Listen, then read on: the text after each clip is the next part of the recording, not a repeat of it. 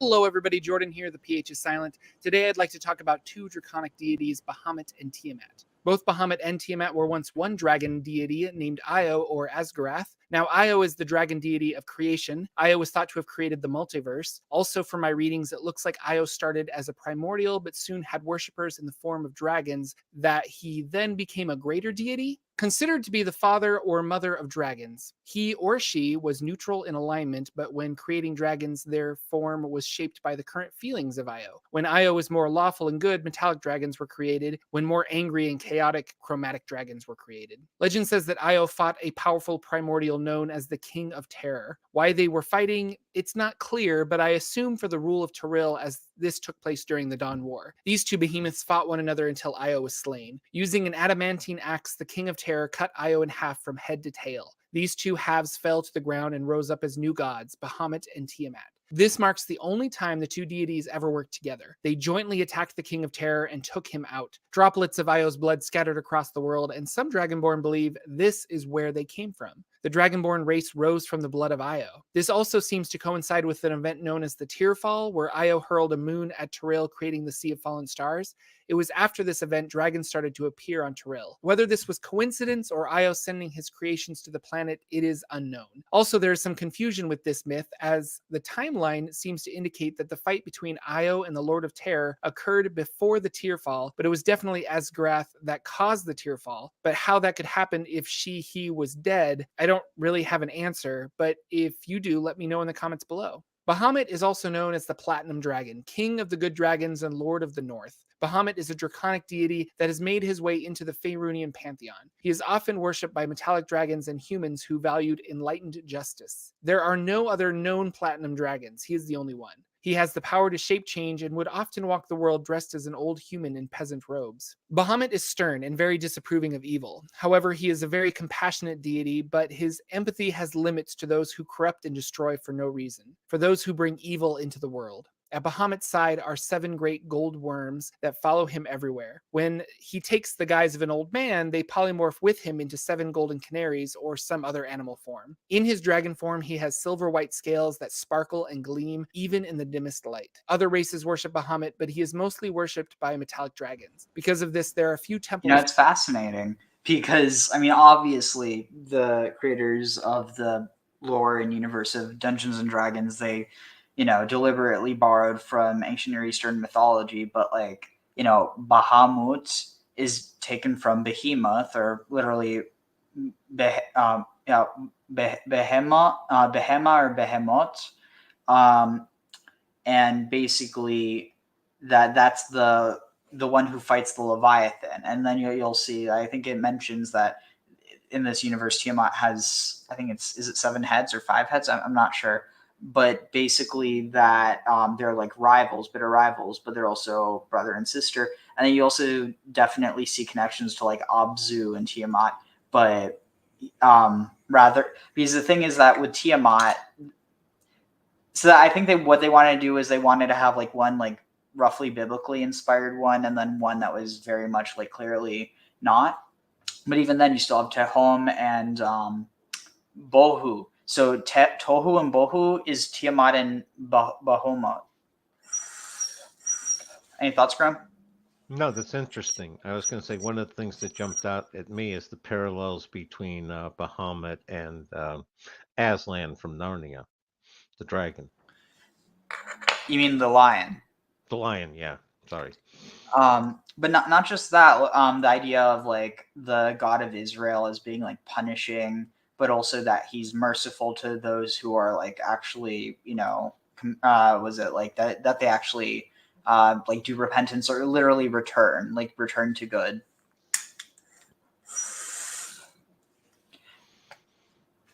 Definitely. And as we've talked about, there's a whole lot of, esoteric and occult lore built into Dungeons and Dragons.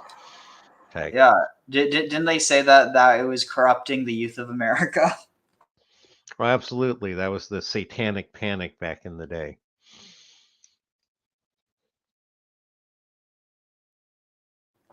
I swear, honestly, if it isn't a thing yet, it will be soon. Christian Dungeons and Dragons, basically, where you're a good Christian soldier and you're fighting demons and you're fighting heathens and oh wait, no, it can't be heathens because it has to be like non-earthly creatures. So maybe it's like it'll. Oh God, I can imagine it now. You'll have like goblins that are really poorly stereotyped Jews, and then you'll have that's the furthest I feel comfortable saying because I have a Jew card, but like I feel like there's someone who could take it out of context. I'm not going to go further on that analogy. But And I was going to sit there and say you already have that in Dungeons and Dragons. That's the paladin class. what do you mean?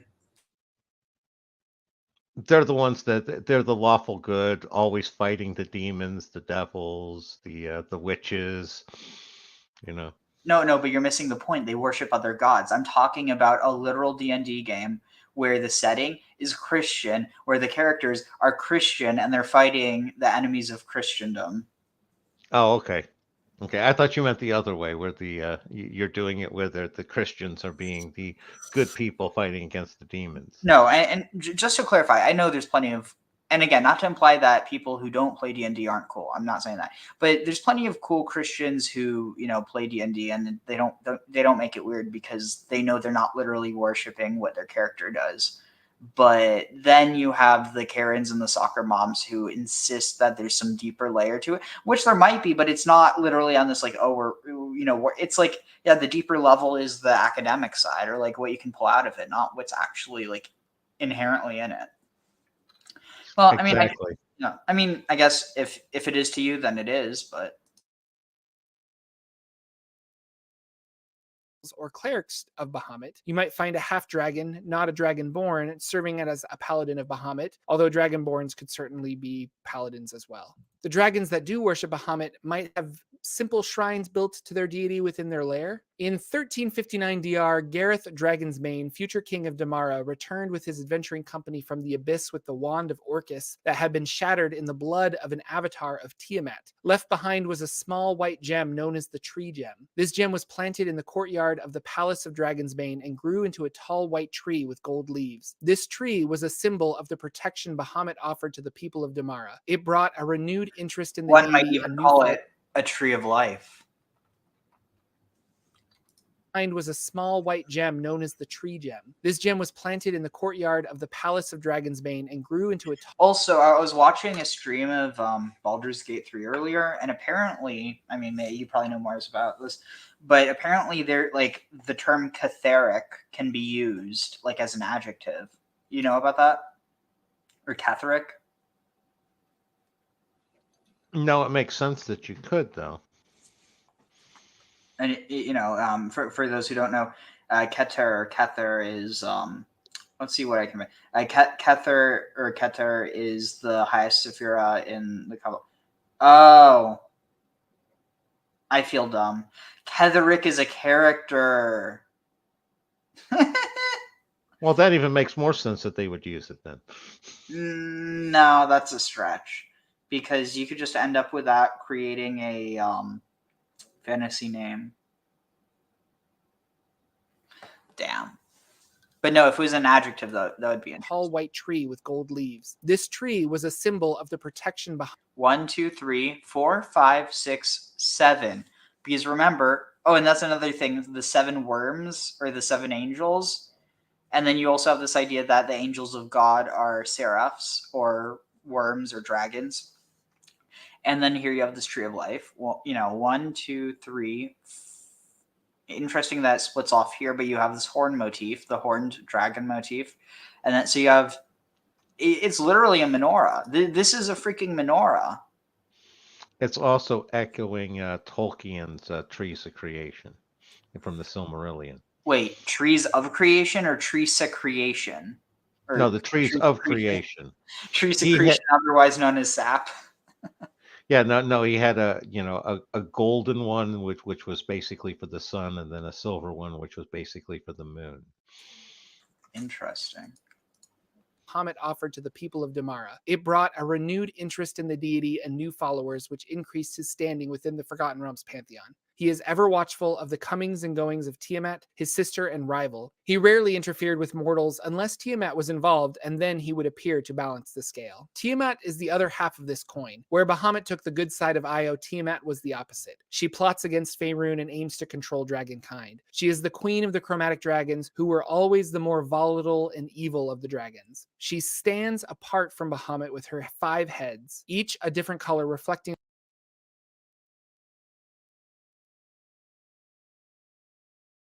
Mute. So one of the mods I got, ideally it works. I'm not sure yet because I've only gotten in character creation so far. She is the queen.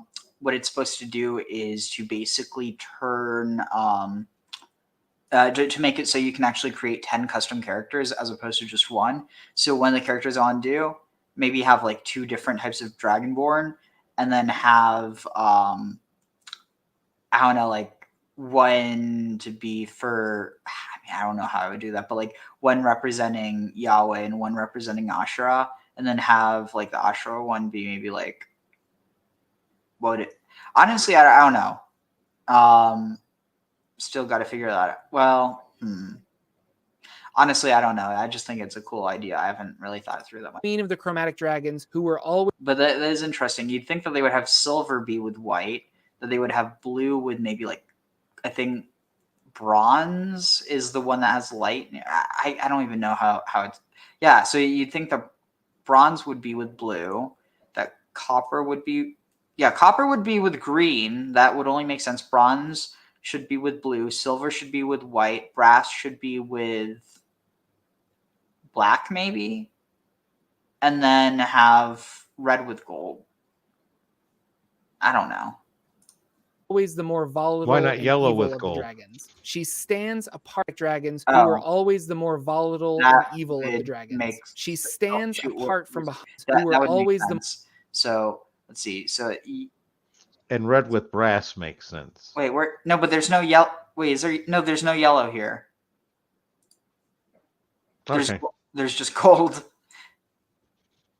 More volatile and evil of the dragons. She stands apart from Bahamut with her 5 heads, each a different color reflecting the types of chromatic dragons: black, blue, green, red, and white. Each head is independent of each other and fight amongst themselves occasionally. She is greedy, hateful, and vain, always focused on more power and wealth. There is some contention in classifying Tiamat as a deity. Some see her as an evil, more power and wealth. There is some occasionally. She is greedy, hateful, and vain, always focused like on more Voltron, power and only wealth. with There is dragons. some contention in classifying Tiamat as a deity. Some see her as an evil force for dragonkind, a devil or a demon perhaps, but the chromatic dragons worship her as a goddess. And despite some thinking that she is a devil, demon, or dragon, she is in fact a goddess. Tiamat has a rival named Gilgim from the Unthuric pantheon. In negative 1701 DR, Tiamat attacked Gilgim, but well, who on earth could that be?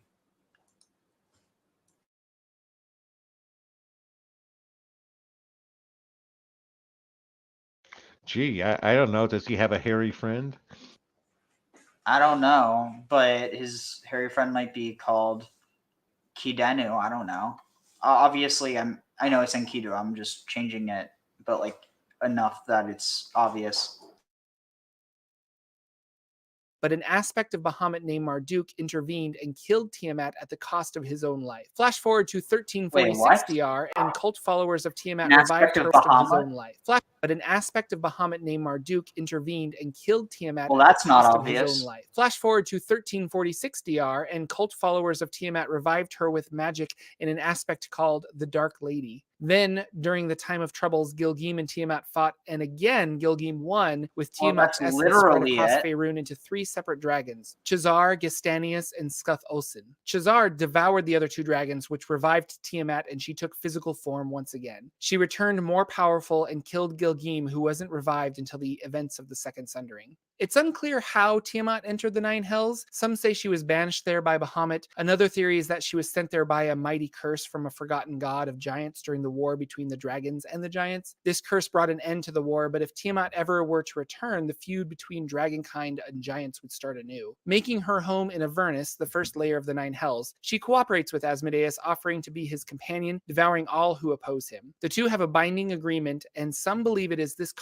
her home in Avernus, the first layer of the Nine Hells. She cooperates with Asmodeus, offering to be his companion, devouring all who oppose him. The two have a binding agreement, and some believe it is this contract that keeps Tiamat stuck in Avernus. Tiamat used her magic to glimpse into the mind of Bel, the former lord of Avernus, in Avernus. Tiamat used her magic to glimpse into the mind of this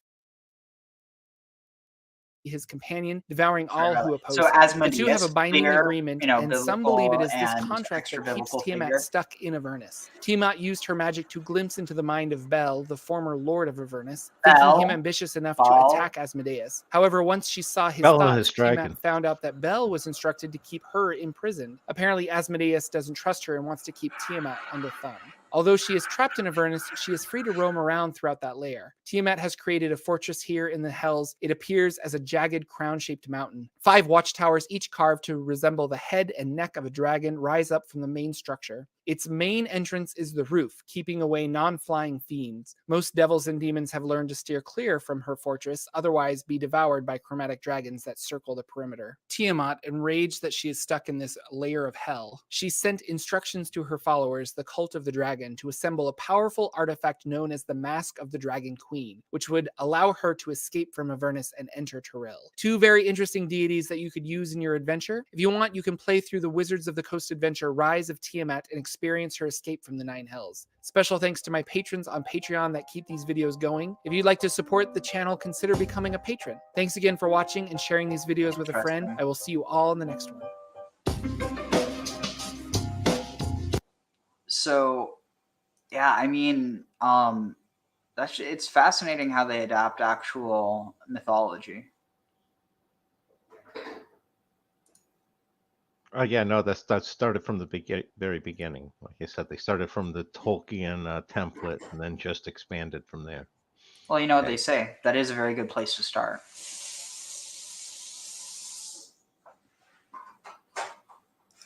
That was Mary Poppins, right? I'm sure more than just Mary Poppins. Actually, it was, I was making a Julie Andrews joke. It was a different movie, Sound of Music, but yeah. Wait. Oh, you've got to be kidding. Is this not working? Or did it just change? Please tell me this is going to work. Oh, okay. I think I know why it wasn't working. There. Let's try now. Sweet. Now we're just waiting. Let's see. Are you able to see? I got a black screen right now.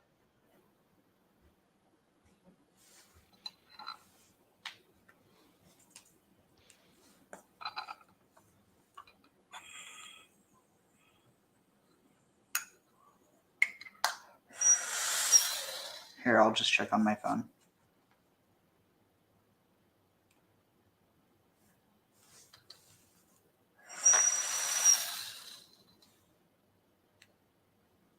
And it's still loading, so we're not missing out on anything right now. And it's still loading, so oh shoot, no. Right now. Here. It changed. Share screen. And it's still loading, so oh shoot, no. Right now. Here. It changed.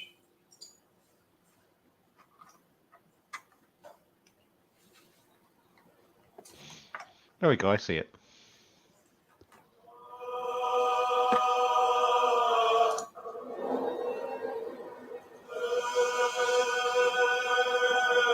So I'm guessing this must be the gate of Baldur.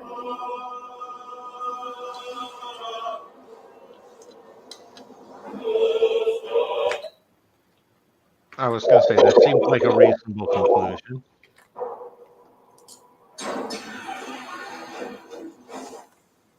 One second, so I'm going to mute myself just now so that y'all don't hear me dab real quick. Oh, here we got a comment. Comments? Oh, hola. Here, are you able to see the? Here, I'm gonna post the link here. There you go. What, did it not post to? Shoot, I don't think it. Here, enter. Strange, it's not showing up. One second. Paste. What is wrong there? Send. That's bizarre. Okay, well, here, I put it here. I don't know what I should be live here, so I don't. Yeah, that's weird. Give me 1 second. Here, I'll text it to you.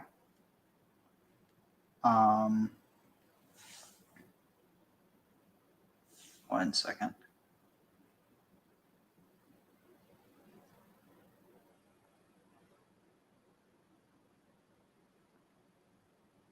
Let's see, open link.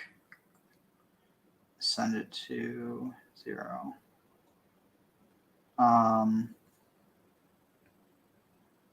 Here, I just texted you it. All right, here, check this.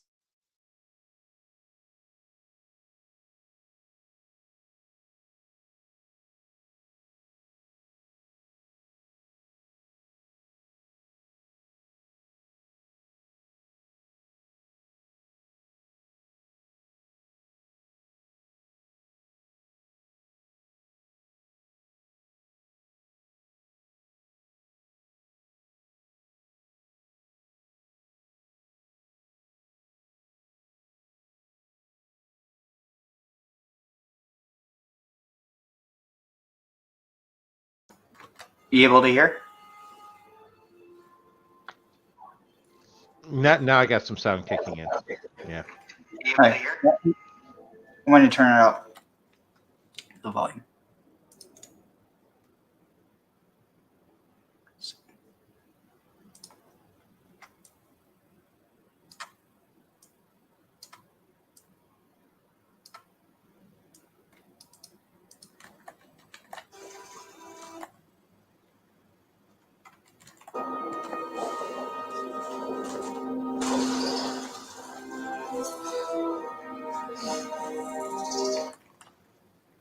Sorry about the.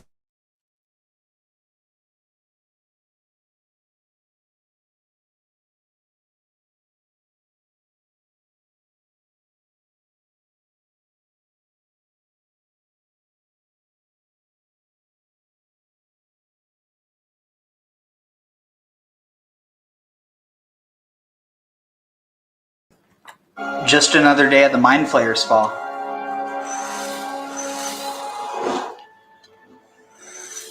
Ooh, I do not like the look of that. Oh, please get away from me. I really do not. No. Ugh.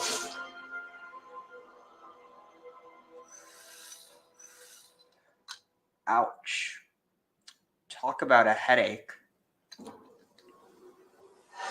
are you? I am who I am, bitch.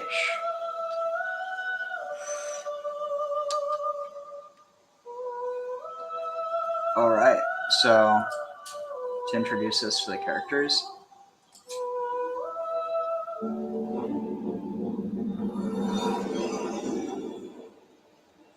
They were definitely evoking Alien in there, Star Trek, Wrath of Khan.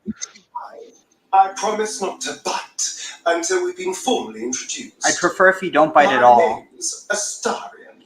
Asterion? Spent a century Your name is stalking Cannabis? around, hunting for pretty morsels just like you.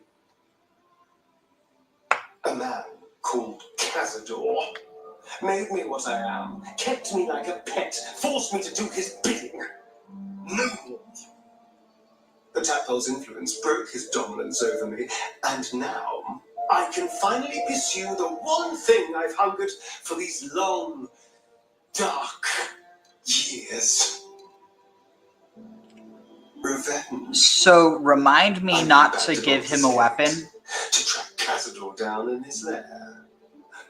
I'll be the last thing the bastard ever sees. Wait, why? Because you're going to lock him away and... Oh, because you're going to kill him. Honestly, I don't know what's more terrifying from this guy. He gives off bad vibes. Alright, Lazel.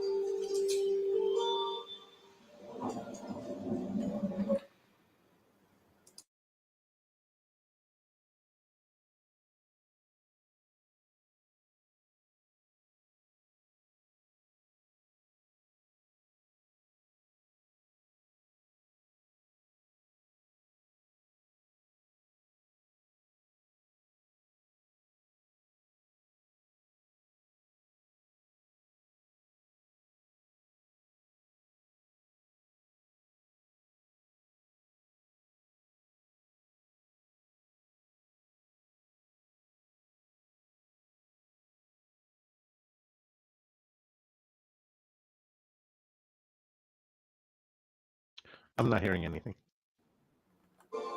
You heard before that, though, right? I heard the first guy. I'm not hearing anything. Seriously? Are you hearing any sound from the game? Do you hear any sound right now? I do right now. Oh, wait, I'm going to mute myself. It cuts in and out on the StreamYard, but I put it up on the on my phone. All right, and sometimes I don't hear it on my phone. Okay, so let me know if you can hear anything right now. I'm going to mute myself and I'll go back to the game. Okay.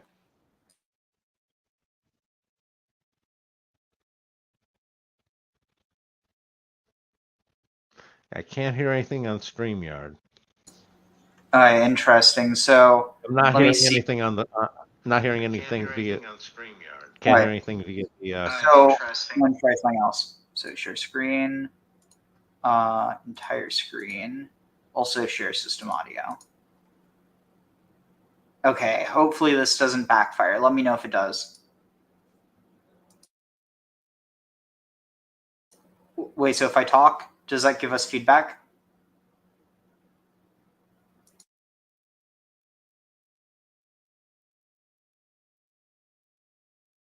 No, there was no feedback.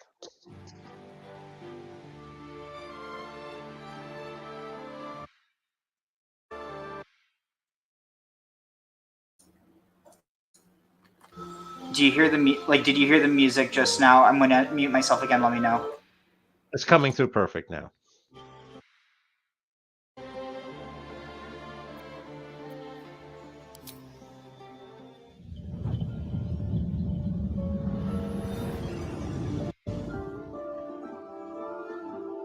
Since I was born in the cold reaches of world space, I have known but one purpose: to wield a silver sword and ride a red dragon in service of my regent, the Githyanki Queen Vlaakith. My first step on this path is to slay a mind flayer and bring its head to my queen. There is no flesh I will not carve, and no barrier I will not shatter to see it done. I am the one who sunders. I am the Undying Queen's most unshakable warrior. I am Lazel of Kalir.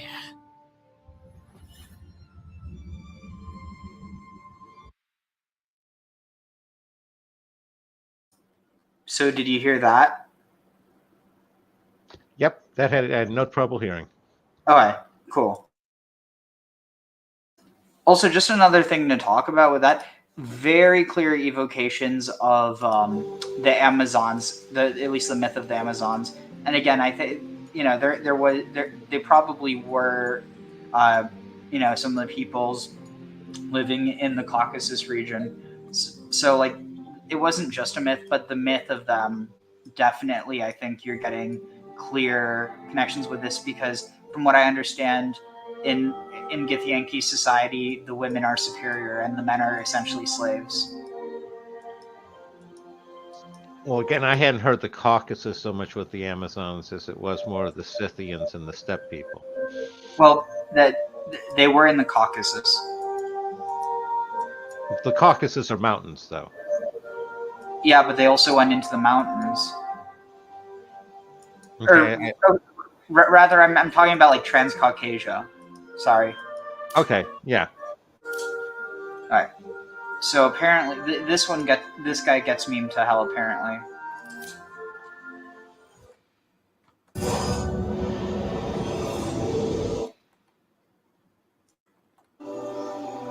Well met, stranger. You find yourself in the presence of the renowned wizarding prodigy, Gale of Waterdeep. Please, no need to be intimidated. Oh, sorry. Let me start over. Sorry about that. Me her chosen. How do I skip? And her lover. Thanks to us. Now I'm merely a humble wizard on the road to redemption. Unless I can find a path to something greater. Here, sorry, we'll start over. I need to mute myself. Alright.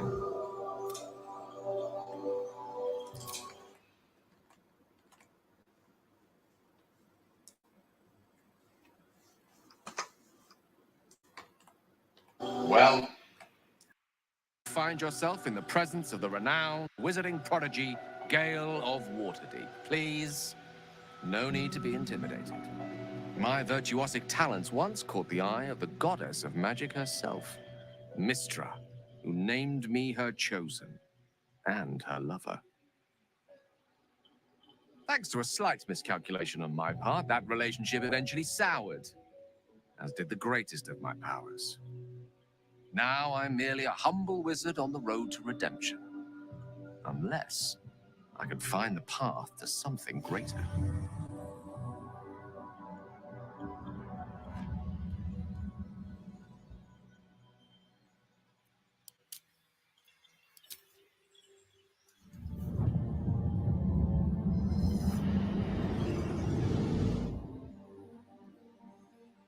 My name is Shadowheart, loyal servant of Shar, goddess of darkness and loss.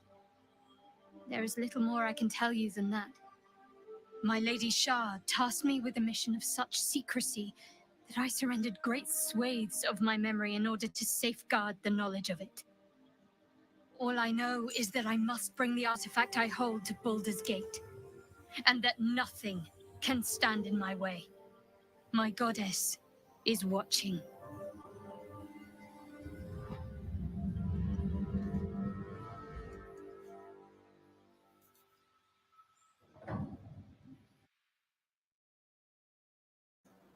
So that kind of reminds me of, like almost like the dark side or the disgraced side of Ashera or Ashara, like this idea of, the dark form, basically, like the trapped or it's hard to explain, but just this idea, and then also that of sorrow that's definitely connected to the idea of why even in Judaism that the Shekhinah is not called Asherah anymore because she's not blessed and happy. She's like seen as cursed, and until she returns to the temple, she won't be called blessed again, or she won't be called Asherah.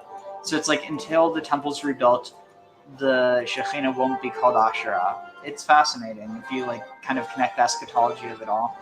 But anyway, she's interesting. So she's got to be one of my favorite characters, but she also has memory loss. Except she had some choice in it, it seems like. Anyway, let's get to, is this Will or Weil?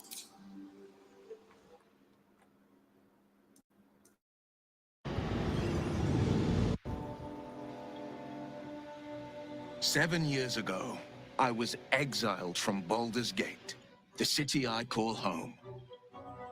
My name is Will, but the people of the Sword Coast call me the Blade of Frontiers, champion of the meek, defender of the innocent. The truth isn't quite so simple, but they're right about one thing. I hunt monsters, and I always catch my prey.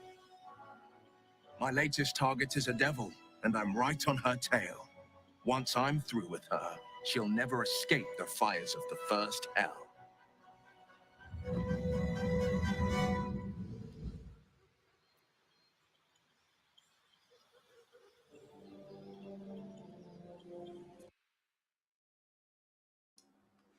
So it sounds like he got into a deal that he maybe didn't know the full extent of.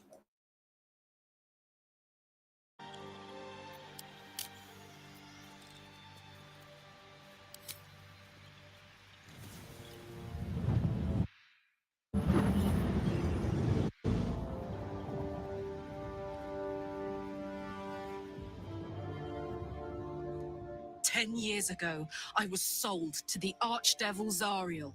She put a Hellfire engine in my chest and made me her prize soldier.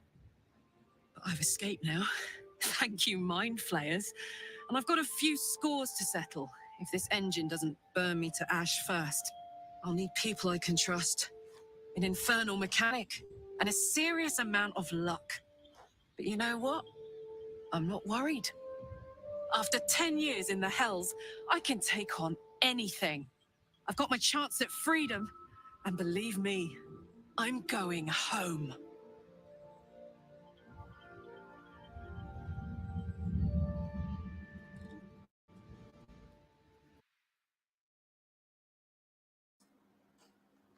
So that's interesting. And then, what's this?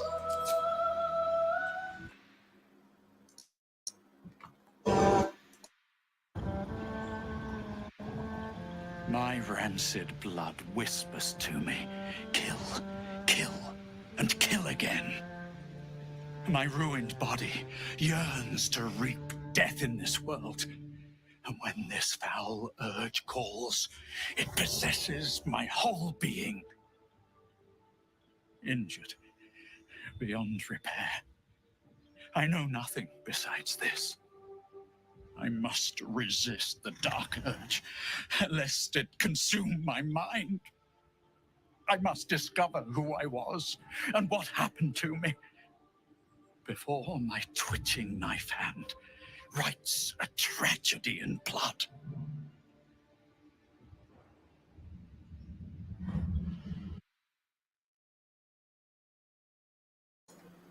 So I don't really trust anyone who chooses that for the first playthrough.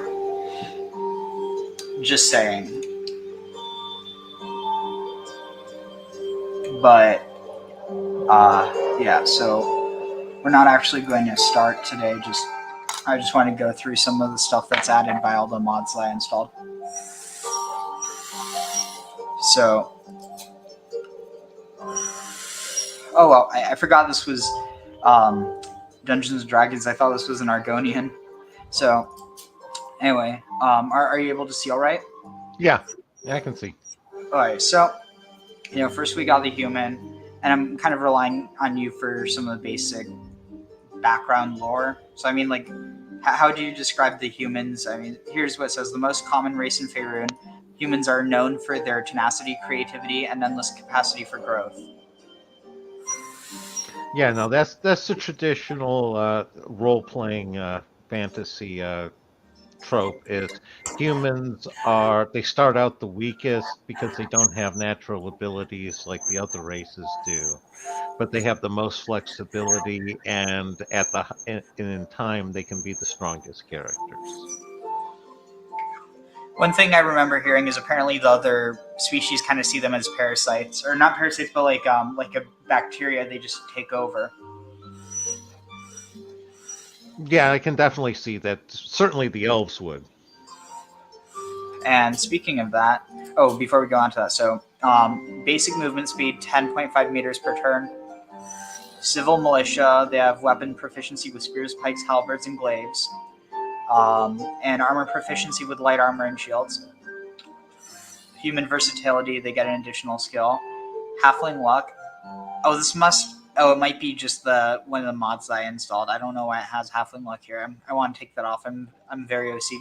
Like, my OCD really bugs me about this. It's gotta make sense. So let's see. Endless endurance. Yeah, savage attacks. Okay. Dark vision. I don't know why they would have dark vision. Does that make sense? No, traditionally that was always one of the things humans didn't have. Yeah. So, I mean, I'm going to make sure that before we start that I have the right ones installed because it is due to a mod. So anyway, moving on to the ones who don't like him as much. Oh wait, is that he looks just like what's his face from Lord of the Rings? It's been so long. Is it Lorien or something? Legolas. Legolas. Oh my god, dude, it's been so fucking long. So with ethereal countenance and long lifespans, elves are at home with nature's power flourishing in light and dark alike. So base racial speed, elven weapon training, proficiency with longsword, short sword, short bow, and longbow, dark vision. They can see up to 12 meters. Fey ancestry, advantage on saving throws against being charmed, and magic can't put you to sleep. Interesting. So it takes more magic to anesthetize them. And then evasion, their agility lets them get away with some spells. So then moving on, we have... Actually, wait. So here I think we have, sub-races. Now we have the High Elves, heirs of the mystical Feywild. High Elves value magic in all its forms, and even those who do not study spellcraft can manipulate the weave. So they get a Firebolt. Wood Elves. These elves spend their reclusive lives in Faerun's forest. Decades of training in archery and camouflage are enhanced by an otherworldly swiftness. So they get an additional 1.5 meters because they're fleet of foot. And then Pallid Elves. The Pallid Elves are a mystical and insightful people with skin as pale as the surface of Exandria's largest moon. They emerged from the Pallid Grove this century and wander the world with childlike curiosity. They have incisive sense, advantage on investigation and insight ability checks, as well as Blessing of the Moonweaver. The lineage Blessing of the Moonweaver grants you supernatural abilities. You know the light cantrip when you reach a third level. It's a lot of, going into specifics. But, wait, is this all the same? Spells for... Oh, this is dependent on the... Okay, yeah. So then, so any comments on the different sub-races? So in order to not, cause any controversy, there are no human sub-races, it seems like. Well, I was going to say that was consistent. Is you didn't have traditional ones there on the elves. That you usually had the traditional high elf, wood elf, and you had gray elf. And again, if you get more exotic, you can have sea elves, mountain elves and flying elves and all sorts of other fun elves. But, Sea elves, you said? Yep. Sea elves fell in love with the wild beauty of the ocean in the earliest days of the multiverse. Yep. There we go. Whenever you finish this trance, you can mystically acquire weapon proficiencies from shared elven memories you can gain too. Interesting. They get dark vision, fey ancestry, child of the sea. You can breathe air and water. You have resistance to cold damage. Friend of the sea. Aquatic animals have an extraordinary affinity with your people. What do you mean, my people? You can communicate simple ideas to any beast. Whenever you make an animal handling check, you add twice your proficiency bonus instead of any proficiency bonus you normally apply. And keen senses, they have proficiency with a perception skill. So then, let's see, do we have any other elves? I'm not sure. Are these elves? No, these aren't elves. So, yeah, so we'll continue from there. So, drow elves. So, driven to the Underdark, most drow have adopted a ruthless pragmatism, while the Wolfsworn, clear reference to Lilith here, delight in the goddess's evil tenets. This Seldarine reject her attempt to overthrow the leader of the Elven Pantheon. So, here you have the Wolfsworn, raised by Lolth's cult in the city of Menzoberranzan. That's Menzoberranzan. Like, it sounds like almost like Mesopotamian. Either that or... Like, I don't know. Well, again, that's the whole. She lives in her own, her own plane of chaos, and you get through that through the Underdark. So, raised by Lulskol in the city of Berenzan, these drow embody the virtues of their corrupt and merciless goddess. Lulk marks her followers with bright red eyes, so those in the Underdark will learn to fear them on sight. I don't know. Looks like he just smoked a bit too much weed. And then Seldarine drow. Seldarine drow can be found seeking allies from all over Faerun, aiming to settle their conflict with Lolth and each other by any means necessary. Talk about a self-hating drow. See what I did there? Funny. So, here, Tiefling. This is going to get interesting. Descended from the devils of the Nine Hells, Tieflings face constant suspicion in Faerun. Thankfully, their arcane abilities make them natural survivors. And they have horns. Wow, so they're almost like... I mean, obviously, Jews don't have horns, but you would be surprised how many people actually think that or thought that at one point. And then, obviously, the persecution kind of fits in. So we've got a lot of subraces. So we've got Asmodeus Tiefling, which, Asmodeus is an actual demon. Asmodeus Tiefling, bound to Nessus, the deepest layer of the Hells. These Tieflings inherited the ability to wield fire and darkness from the Archdevil Asmodeus's infernal... Well, actually, wait, I forgot. So here we get... What do they get? So superior dark vision, so drow can see better in the dark. Twice as good. Fey ancestry, same stuff. They need to get rid of this halfling stuff. And then is there any difference between the two? No, they're literally the same. So it's almost like the god that they worship has an impact on their eye color. So please nobody take that out of context. So Asmodeus Tiefling, bound to Nessus, the deepest layers of the Hells. These Tieflings inherited the ability to wield fire and darkness from the Archdevil Asmodeus's infernal bloodline. So they get to produce flame from their hands, I guess. Smoldering claws. One moment. All right, 1 second.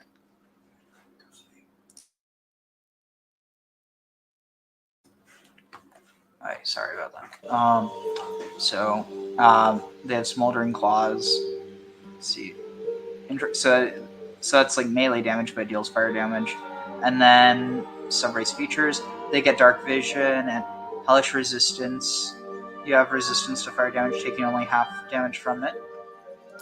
Mephistopheles, descended from the Archdevil Mephistopheles, these Tieflings are gifted with a particular affinity for arcane magic. So they get Mage Hand. They can... Oh, that's cool. They can create like a ghost hand. They have Forceful Claws, which does, I guess, force damage. And then they also have fire resistance. Zerial Tiefling. Tieflings from Zerial's bloodline are empowered with martial strength and can channel Searing Flame to punish their enemies. So they get Thaumaturgy, gain advantage on intimidation and performance checks. They also get Smoldering Claws, like we talked about before. Same as the rest. So now we have Cambion. Ooh, this is cool. Faces of the Damned. A rarity. These are the children sired by devils and mortals. They are said to hold limitless potential, so they can magically change all aspects of their appearance. They also get Fury of Heaven and Hell. Wreath the target in Violent Flame. Wait, Violent Flame or Violent Flames? Violent Flame. That's cooler than Violent Flames. So hardcore mode, good luck. Uh-oh. Cambion Fly, that you have the innate ability to fly. Fiendish Blessing, protected by the blood of their fiendish ancestors. Cambions have a +2 armor, +2 to their armor class, and Fiendish Resistance. They get resistance to physical damage from normal weapons, along with cold, fire, lightning, and poison. Well, that seems overpowered. Glacia, descendants of the intimidatingly cunning daughter of Asmodeus, and Princess of the Nine Hells, Glacia. Befitting of her guile, these Tieflings are blessed with magics suitable for deceit and willy adventures. So Minor Illusion, create an illusion that compels nearby creatures to investigate. And Phantasmal Claws, that's psychic damage. Fyrna, Tieflings fortuitous enough to descend from the equally alluring as insidious lady of Phlegethos, Fierna, are blessed with forceful personalities sure to captivate even the most cautious of souls. So that's friends. You can basically make people like you. Gain advantage on charisma checks against a non-hostile creature. Phantasmal Claws, that's psychic damage, same as the rest of the stuff. Now we have Dispotter. That's a clear reference to Dispotter. Literally, it's I think they don't even change a word. They just don't have a space between. But it is like Dispotter. This is like dead father or father of death, or like not literal, but like Dis is Hades and Pater is father, so father Hades. But tieflings descending from the tyrant of the Iron City of Dispotter, are known to have inherited both his heightened vigilance as well as his fascination with uncovering and garnering the most enigmatic of secrets. So you get resistance. Make a target more resistant to spell effects and conditions. It receives a +1 die, and for +1 die for bonus to saving throws. And Forceful Claws, that's the force damage. Yeah. Then Balzavul. Clear reference to Baal Zavol or Balzaval. Probably it was actually Balzavad, which means like Zavad, like Sevid, like heightened or like honored Baal. Descendants of Balzavul, but Balzavul means like god of Zavul. Of I think it means of feces. Zavul is shit. I'm pretty sure. But descendants of Balzavul, the fallen one, so probably something toxic. The fallen one, a once alluringly beautiful celestial cursed by Asmodeus himself, are imparted with the talent to corrupt others both physically and psychically. So bone chill, that's necrotic damage. I was right. That definitely connects in with the idea. Corrupting claws and necrotic damage. So wait, what's bone chill? Prevent the target from healing until your next turn. Interesting. Nightborn. They also get. Oh wait, what is this? So perhaps one of your ancestor was tricked by a night hag or entwined themselves with one. No matter the reason, the influence of a powerful night hag lingers in your blood. Her dark magic, has permanently twisted your form and blessed or cursed you with bizarre abilities. So you're able to magically twist your shape into that of a feminine humanoid to mask your hag ancestry. Interesting. And then you also get Corrupting Claws, which is necrotic damage. Now you have the Variant Tiefling, which allows you to combine multiples. So not all Tieflings are able to trace their lineage back to a singular archdevil of renown. As diverse as devils are, so too are the Tieflings descending from them. Hold on, let me turn down the volume a bit so I can hear myself better. Okay. So this actually allows you to choose what your ability is. So you have Acid Splash, you have Bone Chill, Dancing Lights, Firebolt, Friendship, Mage Hand, Minor Illusion, Poison Spray, Mind Sliver, deliver a searing sliver of pure psychic energy directed into the mind of... Okay, interesting. Vicious Mockery, True Strike, Thorn Whip, Thaumaturgy, and Produce Flame.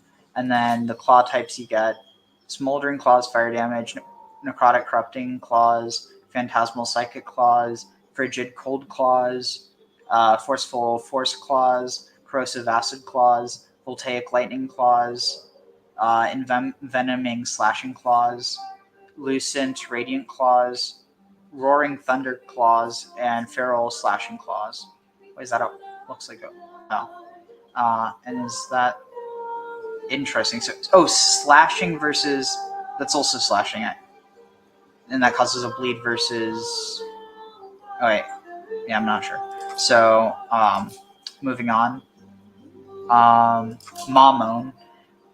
Well, that's a reference to Mammon, which means like greed or money, or love of money. Tieflings who can trace their lineage back to the rumored wealthiest creature in all the planes, the archdevil Mammon, are particularly skilled at acquiring and safeguarding wealth of any kind. Mage Hand, so they can make a ghost hand. That could be useful for some things. Forceful Claws, Force Claws, and that. Oh, so there's nothing. Alright, I guess we're just going to get some redundancies now. Levistus Tiefling. Tieflings descended from the bloodline of Priest Levistus exhibit a particular affinity for biting frigid magics, befit of the permanently frozen fifth layer of Hell Stygia. So yeah, we have Ray of Frost and Frigid Claws, and for some reason they still get resistance to fire. Why not resistance to cold? Kind of strange. Okay, Fairy. Born of the alliance between the rarely encountered sun elves. There's elves on the sun, and the abysmal Tanari. Fairy are neither true fairy nor demons, inherently attuned to the weave. Many spend their lives reconnecting to their elven roots or wandering the world in search of their true selves. So they get dancing lights and smoldering claws. Cool. Elam Shine. Becoming Elam Shine is perceived as an immense honor, one bestowed as a sacred gift only upon the most sacred worshippers of Lolth, the Spider Queen. Their once elven forms twisted and their selves and personalities eternally changed by their malignant demonic essence of the abyss. The process is akin to being born anew, one small step closer to her own image. So they get envenoming claws and they get dragging web. That is cool. So now we're moving on to Vulcan-Bull. The Ancient One heeds no mistress, and his whims are ever unpredictable. Yet it is known that seldomly he revels in witnessing the Spider Queen lose her grasp on a subject. These are the whispers of the defiant drow, twisted by a peculiar concoction of demonic energy of the abyss and the influence of the far realm, a warning or a promise of salvation. So they get Phantasmal Psychic Claws and Mind Sliver, so they can basically give someone a migraine, I guess. And then Isilmaril. So here you have a clear reference to L. So that's interesting. I wonder if this is seen as like better. So Isilmaril were once loyal followers of Elisrei, transformed by the abyssal aftermath of her fall. Oh, so she's basically like a Zahra in Elder Scrolls, manifesting as tiefling-like beings, forced into hiding by the Lolthsworn. They now emerge from the shadows, drawn to rumors of Elisrei's return, seeking refuge and perhaps a chance to unravel the mysteries of their demonic forms, which some now embrace as a sacred gift from their fallen goddess. So they get Superior Dark Vision, 24 meters, Dark Maiden's Blessing. The moon shines brightly upon you, granting you resistance to radiant damage and advantage in saving throws against being charmed, and guards you from being frightened. Seems like that should only work at night. Melody of the Blade. You have proficiency with a longsword, scimitar, and rapier, and are proficient with musical instruments and performance. Eliastre's Moonfire. Call upon the comforting light of the moon, surrounding yourself with the moon motes that shed moonlight within 9 meters of you. And Disciple of the Moon. Your racial abilities shift along the cycles of the moon. So they have a cycle. They're on a cycle, granting you access to diverse and ever-changing range of spells. That I want to make a character of. That sounds really interesting. So, holy shit. So that was all the... So we just finished one. Oof.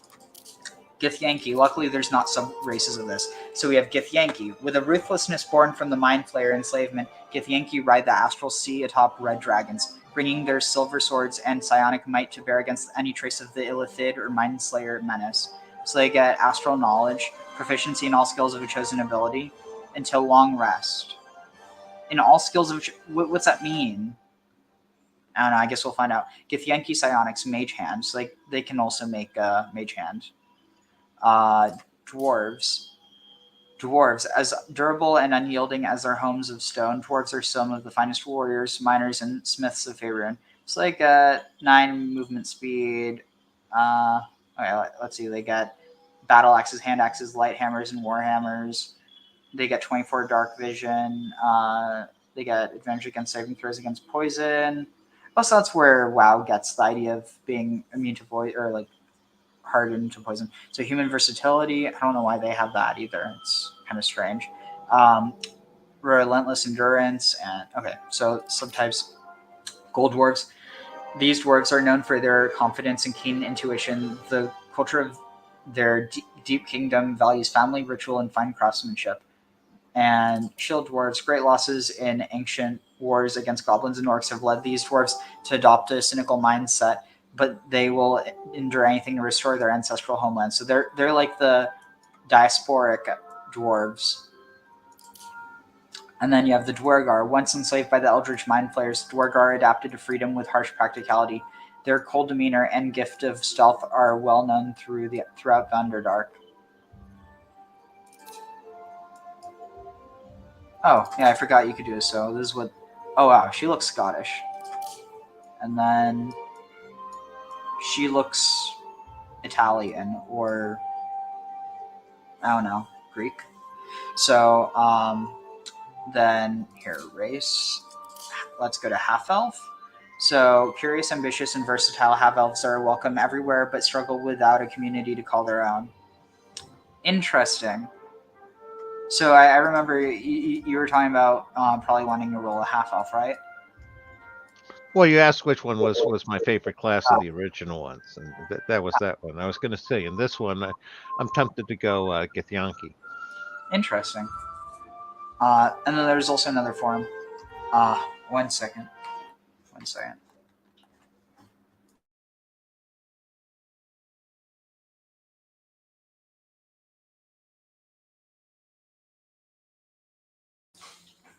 So, let's see. So they get civil militia. I think it's some of the same things as the humans.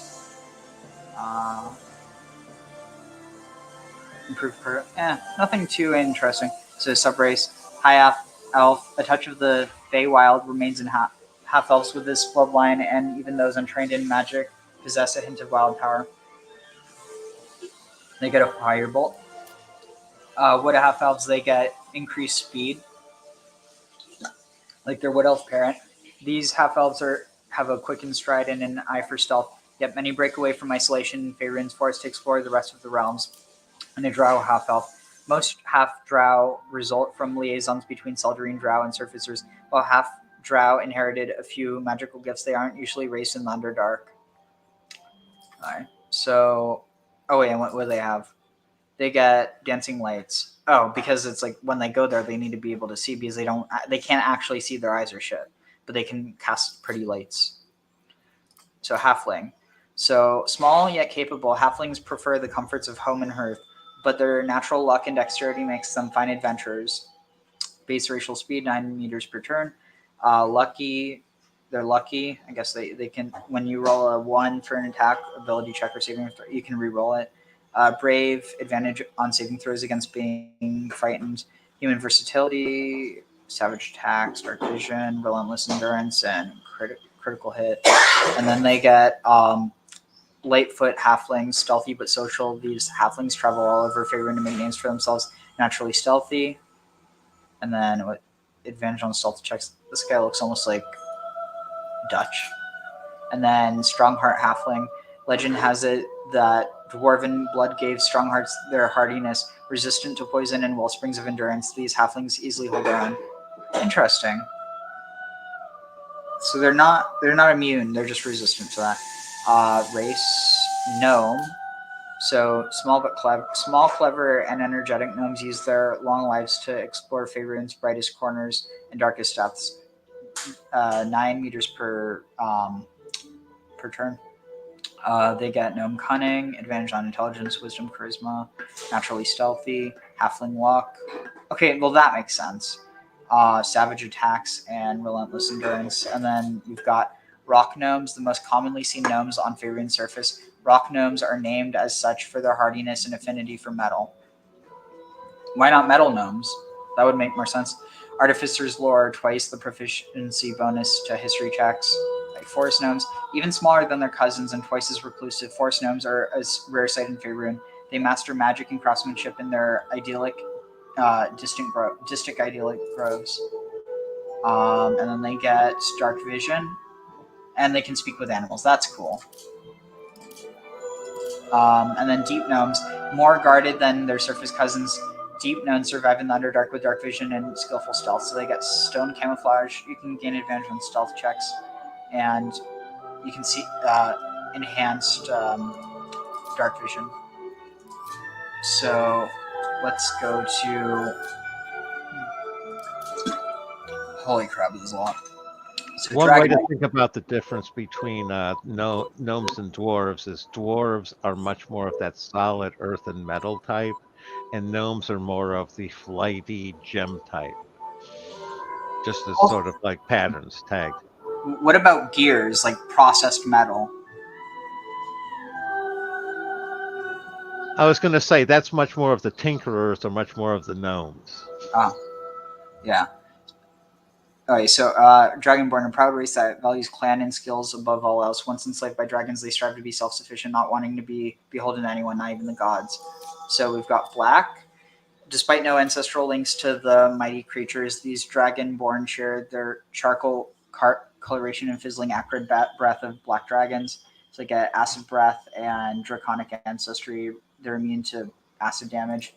Blue, despite no ancestral links to the mighty creatures, these Dragonborn share the deep sapphire scales and charge cracking breath of blue dragons. They get lightning breath and draconic ancestry. This looks really cool. Let's see, where is it? Here. Change it to see what the feminine form looks like. Brass Dragonborn. Or here, let's stick to the chromatic first. So you get green, despite no ancestral links to mighty creatures, these Dragonborn share the brilliant emerald aspect and stinking putrid breath of green dragons. Maybe they should brush. They have poison breath and draconic ancestry, so they're immune to poison damage. The blue are immune to electric damage, resistant to lightning damage. These are resistant. Okay, not immune, sorry. Red, despite no ancestral links to the mighty creatures, these Dragonborn share the bright scarlet lightness and boiling, burning breath of red dragons. They get fire breath and draconic ancestry, resistant to fire damage. And then what's missing? White. So despite no ancestral links to the mighty creatures, I'm going to be honest, these look the worst. At least in my opinion. They just look kind of strange. Despite no ancestral links to the mighty creatures, these Dragonborn share the snowy aspect and frosty breath of white dragons, and they get frost breath and resistance to cold. So now we're moving into the metal, and I think these are all part of the base game. So you have bronze, despite no... I'm just going to skip that part. They share the shining Cepheus scales and sparkling breath of bronze dragons, so lightning. Basically, they're the same as... They're basically the same as blue. I think, yeah, it's the same things, just slightly different look. So then you get brass, and they have fire, so that would be similar to red, I'm guessing. I'm not sure. They share the burnished ochre hue and flickering fiery breath of brass dragons. Moving on to copper, pink gold coloration and corrosive breath of copper dragons. Yeah, acid. Why would you want to be immune to acid? I mean, I guess it could be good and bad depending on the situation. Gold Dragonborn, resplendent, shine, and roiling, blazing breath of gold dragons. Let's see what else. Silver, glinting shine and scorching cold breath of silver dragons. Now, one of the mods I got, so it adds amethyst. So these Dragonborn share the rich purple visage and gravity manipulating breath of amethyst dragons. Interesting. So they get force breath, singularity breath, and they're resistant to force damage. Crystal, you get the gem dragons were tended to be psionic, and yeah, have that sort of thing tagged. So the crystal, these Dragonborn share the refractive white scales and shimmering breath of crystal dragons. So they scintillating breath. So they literally have light going out of their mouths. That's interesting. And they're resistant to radiant damage. Emerald. These Dragonborn share the vibrant viridian scales and psionic breath of emerald dragons. So they get psionic breath and resistant to psychic damage. Sapphire Dragonborn. These Dragonborn share the crystalline azure scales and thunderous sonic breath of sapphire dragons. So sonic resistance and sonic breath. And then Topaz, they get desiccating breath, which is necrotic. That's kind of interesting. These Dragonborn share the faceted amber scales and desiccating breath of Topaz dragons. You kind of think it would be a bit shinier, but I don't know. Okay, so anyway, moving on, we have half orc. Luckily, there's no sub-races here, so it makes it easier to just kind of skip on. Creatures of intense emotion. Half orcs are more inclined to act then contemplate, whether the rage burning their bodies compels them to fight, or the love filling their hearts inspires acts of incredible kindness. Dark vision, relentless endurance, savage attacks. Okay. Moving on. Sea elves. Sea elves fell in love with the wild beauty of the ocean. Yeah, we already read all of these, I think. Yeah, we did. So, I mean, I'll just read it again. So, sea elves fell in love with the wild beauty of the ocean in the earliest days of the multiverse, ancestral knowledge. They basically can acquire memories with interesting of like weapon proficiency. They can breathe water and in air. They get to talk with underwater animals, maybe all animals, I'm not sure. And then keen senses. Okay, so here we have the Githzerai. Eons of cultivating their mental powers within the endless chaos of limbo have imbued Githzerai with the ability to shape psionic energy to protect themselves and probe minds. So they get psychic resistance. They're immune to psychic immune? Resistance, sorry. Githzerai psionics. You know the mage hand cantrip. The hand is invisible when you cast it with this trait. Starting at 3rd level, you can cast Shield. At 5th level, you can cast the Detect Thoughts spell. Your spell casting ability modifier is used for these spells when you cast them with this trait. And Mental Discipline, you have advantage on saving throws against the Charmed and Frightened condition. You like that or Githyanki better? I was going to say, well, did you go over what the Githyanki got? I mean, I know they have their silver swords. In general, I was thinking Githyanki.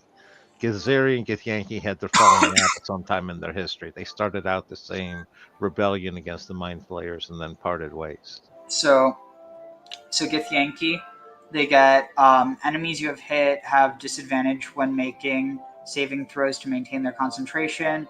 Attack, and most of this is mods I added to add some of it. So you can use a reaction to make an attack against an enemy after it casts a spell within 1.5 meters of you.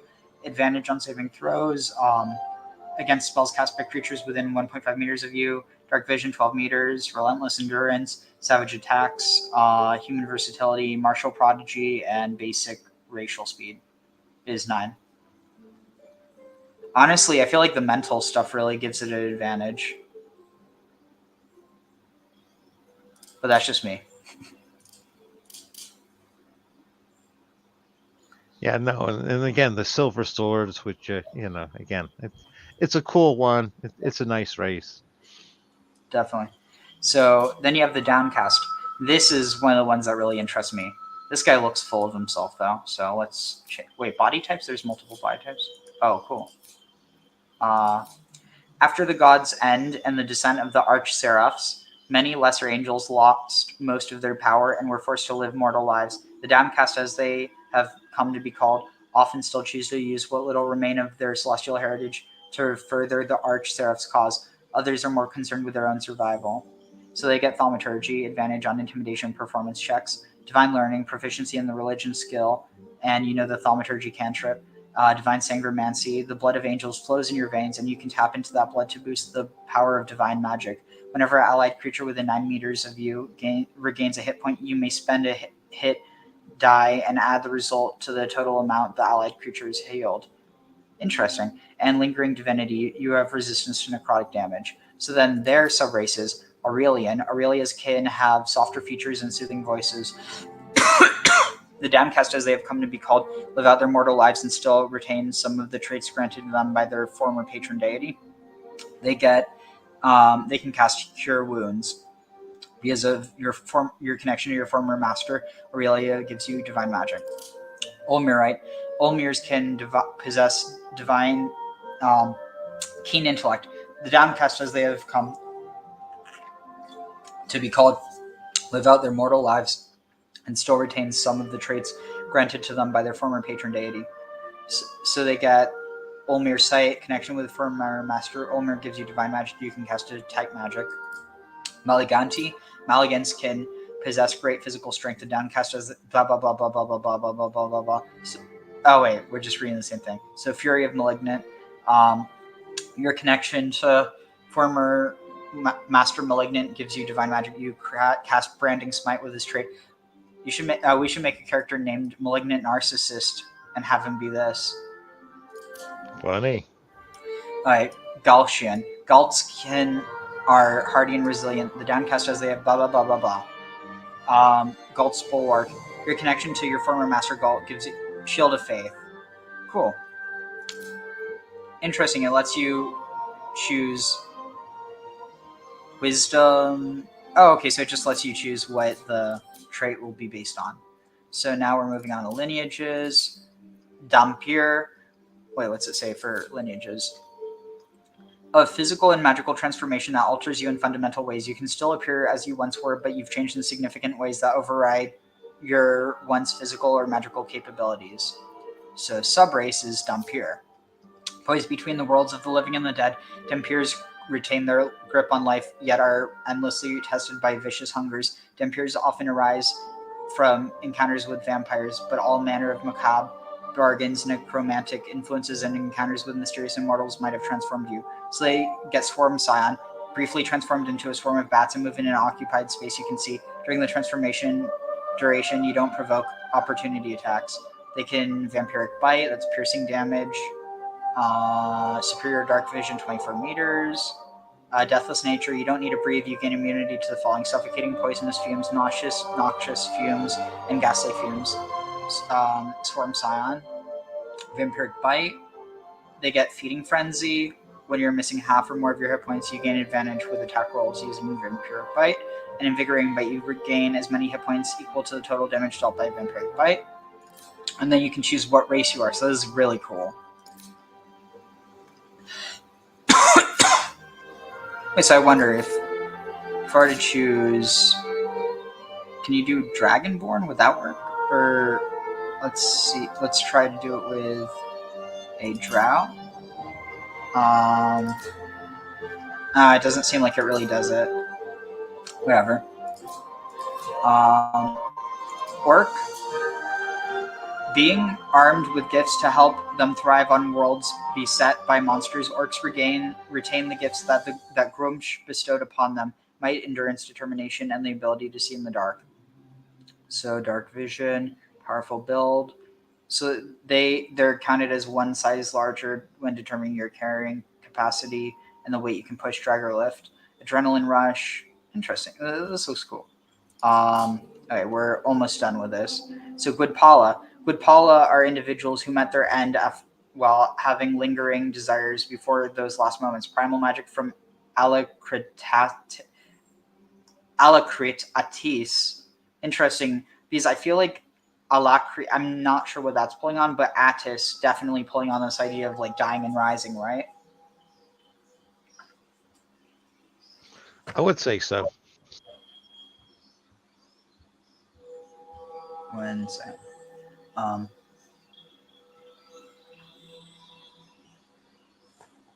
Okay. So they get their Fae. One second. Their Fae, yeah, so their Fae, I don't know what that functionally changes about them. Primal magic enhances your senses. You gain tremor sense and can perceive your surroundings without relying on sight. Within 24 meters outside of this range, you are naturally blind. Heartwood, thanks to your Fae origin, you are unfazed, mind affected. You are unfazed, mind affecting magic. I'm guessing. You're immune to the frightened, charmed, and madness condition. Interesting, so you can't lose your mind. Sunlight Brio. Your vessel is warded by primal magic while in the presence of the sun. Wherever you are in direct sunlight, you gain resistance to all damage from spells. So that's it, and there's nothing else to that. So Kalashtar. The Kalashtar are a compound people created from the union of humanity and renegade spirits from the plane of dreams. So they get Mind Link. You can speak telepathically to any creature you can see, provided the creature is within two class levels of you. You can a link with the with a creature to communicate with you telepathically. Mental discipline, resistance to psychic damage. Dual mind, you have advantage on all wisdom saving throws, and severed from dreams. Kalashtar don't connect to the plane of dreams as other creatures do. Instead, their minds draw from the memories of their otherworldly spirit when they sleep. As such, you have advantage against being frightened. Interesting. Do you know any of the lore behind these? No, these are new to me. Almost is like something about Ashtar. I don't know. Okay, Shadar Kai. One Shadar Kai were Fae, like the rest of their elven kin. Now they exist in a state between life and death, thanks to being transformed by the Shadowfell's grim energy. Shadowfell Step, you can magically teleport up to 9 meters to an unoccupied space you can see. That's going to be useful for leaps that you can't jump. Ancestral Knowledge, same as the Sea Elves, they can gain 2 proficiencies that you don't have with the weapons of your choice. One moment.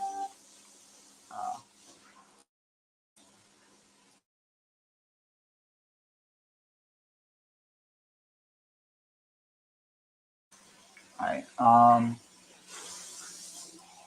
Where'd it go? Alright. So they get Blessing of the Raven Queen. You can Shadowfell Step. Oh yeah, we already read that. You can teleport with this trait a number of times equal to your proficiency bonus. After a long rest, you regain all expended uses. So basic Dark Vision, Fey Ancestry, Resistance to Necrotic Damage, and Keen Senses. Triton. So what are these?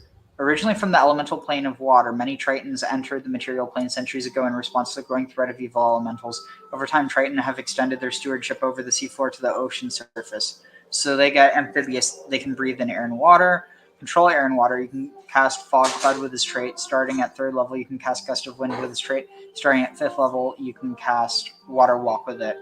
Interesting. So you can make Jesus. Dark Vision, 12 meters. Guardian of the Depths, adapted to the frigid ocean depths. You have resistance to cold damage. And so control air and water. What's the difference? So I'm guessing it's... Is there any difference in wisdom, charisma, and intelligence? Spellcasting ability? Intelligence. Okay, so it just changes what it's based on. Alright, Vidalkin. He looks like, what's his name? Megamind? Wait, was that the... You know what I'm talking about? Yeah, he does. Oh wait, never mind. That's a she. Let's see, Megamind. Like Vidalkin are tall, slender, and their hairless skin comes in a range of shades of blue. Vidalkin believe that the path towards the impossible goal of perfection is paved with bricks of education, careful deliberation, and controlled experimentation. Ooh, interesting. So they get advantage on all intelligence, wisdom, and charisma saving throws. Tireless precision, proficient with one of the following arcana: history, investigation, medicine, performance, or sleight of hand. Whenever you make a skill check with the chosen skill, roll a d4 and add it to the total. Partially amphibious. They're partial resistance to cold damage, and whenever they take cold damage, reduce... Oh, so it's saying when... It's not and, it's when you take cold damage, reduce the damage by your proficiency bonus. So they got... And that's going to be based on... Let's see. Where's it? What's the difference here? Proficiency, sleight of... Oh, it's just the different... That's the choice. Duh. Astral Elf. So Astral Elves, groups of elves ventured from the Feywild to the astral plane to be closer to their gods. Life in the Silver Void has imbued their souls with the spark of divine light. So they get, depending on whether you can choose different cantrips. So you get light, infuse an object with an aura of light. You can engulf a target in a flame-like radiance, or you can illuminate a 9-meter radius with dancing lights. And then, so this looks cool, especially if you're going with this idea of astral. And then, where is it? They also get Starlight Step. So they can teleport 9 meters. They get Astral Stance, proficiency. Wait, what is this? Oh, it's the same thing, right? Starlight Step. Yeah. Wait, you can access experiences of entities connected. Oh, so you can just gain skill proficiency of your choice. And the Astral Trance is, I think that's what this one was. No. Mystically momentarily project your consciousness into the astral plane. Oh, it's the same one. Okay. And then you get Keen Senses, Fey Ancestry, Dark Vision. Okay, cool. Asimar. So this is basically like the Fallen that it was talking about before. So descendants of Celestials of the upper planes, Asimars are a rare species, often regarded as messianic figures throughout Faerun. Faced with high expectations from society and divine interference with their thoughts and feelings, Asimars often must fight for control over their own lives. So they get base racial speed of 9 and they get dark vision. But what really chooses is so Protector Asimar, descended from guardian angels, Protector Asimars highly value mortal life and feel obligated to safeguard those around them. They may tap into their angelic bloodline to shield and heal others. So they get Mark of the Protector, can bless yourself or others to take 2d4 reduced damage the next time they are hurt. They get Radiant Resistance and Mark of the Protector. Not that interesting. So Scourge Asimar, descended from Crusading Angels. The Scourge Asimars inherit a burning hatred for the forces of evil and are driven to destroy it wherever it is found. They may tap into their angelic bloodline to burn their foes in holy fire. They can infuse yourself or target with divine ire, adding an additional 2 to 8 radiant damage to their next attack or spell that hits. Radiant Resistance, Mark of the Scourge, so that's the same thing before. Fallen Asimar, descended from fallen angels or having fallen themselves, so the Nephilim. Fallen, or rather the Bnei Elohim are technically the ones that fell. Fallen Asimar have damaged their ties to the divine and experience impulses to destroy good as much as protect it. Their divine abilities are twisted into something darker. Mark of the Fallen, you may ward yourself or an ally with your inner darkness, forcing the next enemy who attacks them in melee to make a charisma saving throw or become fearful for 2d4 turns. Necrotic resistance to necrosis. Let's see, charisma. It's the same thing as before. Harbinger. So, descended from the most devout of angels and raised in the most strict of ways, Harbinger Asimars have strengthened their resolve and piousness through penance of the sins of the general populace. Carrying the burdens of the world on their backs, they are a true reckoning. So they get Mark of the Harbinger. They take 2 to 8 slashing damage to ward yourself or an ally. So they ward themselves by taking damage? That doesn't make sense. When the warded target is brought below half of their total health, they gain Exanimate's glory for 2. Oh, that must be why. And then they also get resistance to piercing damage. So now we move on to the Genasi. Offspring of genies and mortals, Genasi have ties to 2 worlds.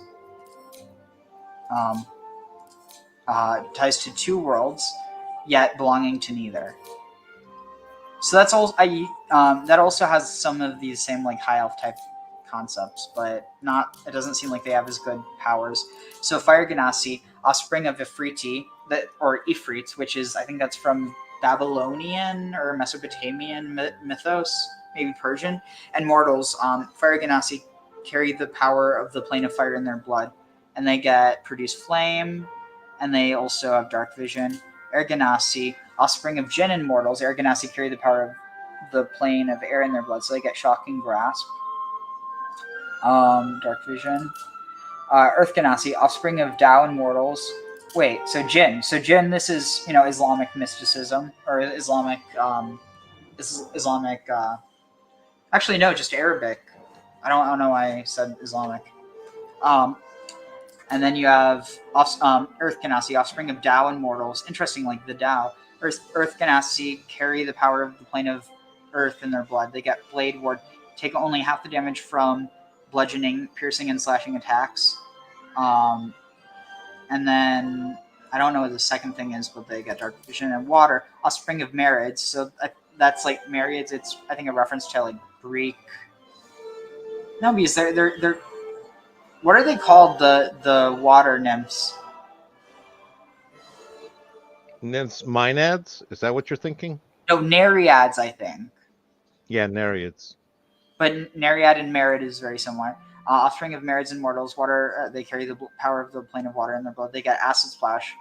Well, that doesn't really make much sense. Honestly, I feel like whoever gave this, decided this was kind of not really thinking what they could have done with it.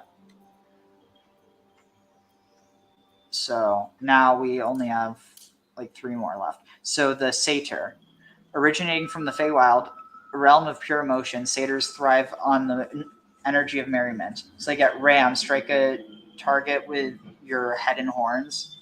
Head, horn, shoulders, knees and toes, knees and toes.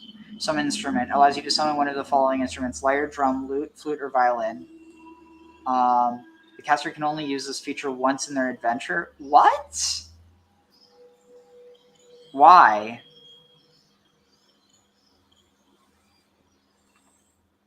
Why is that? That's stupid. That's really stupid. Is it saying that like you summon it and then that's like your? I don't get it. That seems kind of pointless. I'm not gonna lie. They have resistance advantage on saving throws against spells and other magical effects. They get mirthful jumps, jump distance increased by 50%, and 10.5 speed. Goblins. Goblins occupy an easy place in a dangerous world, and they react by lashing out at any creatures they believe they can bully. Cunning in battle and cruel in victory. Goblins are fawning and servile in defeat. Nimble escape. You can take disadvantage or hide actions as a bonus action on each of your turns. Wow, that's cowardly. And they Fey ancestry. So then there's greenskin goblins, a subterranean folk. Early goblins served in the court of the Queen of Air and Darkness, one of the Feywild's archfey. Goblins thrived in her dangerous domain thanks to a special boon from her, a supernatural knack for finding the weak spots in foes larger than themselves and for getting out of trouble. Goblins brought this Fey boon with them to worlds across the material plane. Even if they don't remember the Fey realm they inhabited, now many goblins pursue their own destinies, escaping the plots of both Archfey and gods. And so they get Fury of the Small. When you damage a creature with an attack or a spell and the creature size is larger than yours, you can cause the attack or spell to deal extra damage to the creature. The extra damage equals your proficiency bonus. And then Dankwood Goblins. The Dankwood Goblins are much like any other run-of-the-mill goblin, but they are much more gentle and artistic than the savage and uncouth goblins of the world. They are inquisitive and have a magical bond with the small forest creatures with which they are often friends. They are fast and nimble and love to explore. Because of this, they make great adventurers and guides. So they get find best friend. Call upon your best friend, she'll come running. You can use this trait once per day, regaining only use when you finish your long rest. And then speak with beasts. That seems like a cool choice for some people. And then you have Changeling. This looks really cool. I definitely want to have one of these in my playthrough. With ever-changing appearances, changelings reside in many societies undetected. Each changeling can supernaturally adopt any face they like. For some changelings, a new face is only a disguise. For other changelings, a new face may reveal an aspect of their soul. Interesting. So changeling instincts. Thanks to your connection to the Fey realm, you gain proficiency with two of the following skills of your choice: deception, insight, intimidation, performance, or persuasion. Then you get shape change into a humanoid shape from a generic pool of races until you die, or use an action to dismiss the effect. You learn more shapes upon reaching level 2, 7, and 10 respectively. Fey ancestry. So any thoughts so far? I'm going to take a quick break. No, it sounds like you got a lot of cool mods added with the cool races and such added with the mods. That's not even to mention the classes, but honestly, I think probably not going to have time for that. Also, not to mention the deities. So originally, it only has this many. Let's see, it goes down to this many. So this is 16, 20, 24 deities. So you have Saloon, obviously pulling from Selene, Shar, potentially Ashara, Tempest, not really sure. Tyr, obviously Tyr. Helm. I feel like there's something in Norse mythology, but I'm forgetting. Ilmater. Maybe like from El. I'm not sure. Mistra. I think a lot of connections to Ashra or to maybe Sophia. You have Ogma. Inspiration. Maybe like Orpheus. Yeah, god of inspiration and invention, sharing knowledge of the world through his bards and clerics. That's got to be Orpheus, right? No, that's Ogma from Celtic mythology. Wait, there's actually an Ogma? Yeah. Oh, interesting. Does anyone ever connect Ogma with Orpheus? Not that I know of. Huh. Alright, so then you have Garl, Glittergold. I'm not going to go into like who they actually are in this yet, but just kind of to keep on the theme. Yandala, definite connections with like Fortuna, maybe.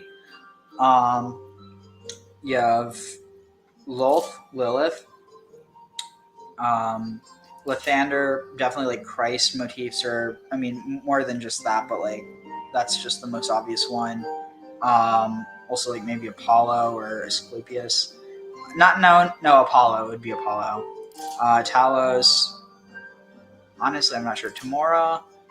No, Tamora would be Fortuna, and then Yandala would be like Bonadea, maybe. Be his kindness and open mind, encouraging their followers to protect home, hearth, and nature. Then you have Tiamat, Grumsh, not sure that's the orc one though. Behemoth, Miliki, not really sure. Amantor, I'm just going. Ao, obvious to Yao, or even to El Elyon. It's like the character of El Elyon, but the Gnostic idea of Yao as well. Do you agree there? No, that sounds reasonable. I can see And that. then Asgarath. I thought that was Ao or Ao.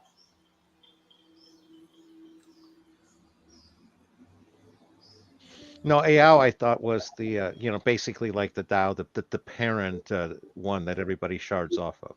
Yeah, but I thought that Asgarath was like another name for it. I thought Asgaroth was more like the world incarnation sort of thing. You might be right.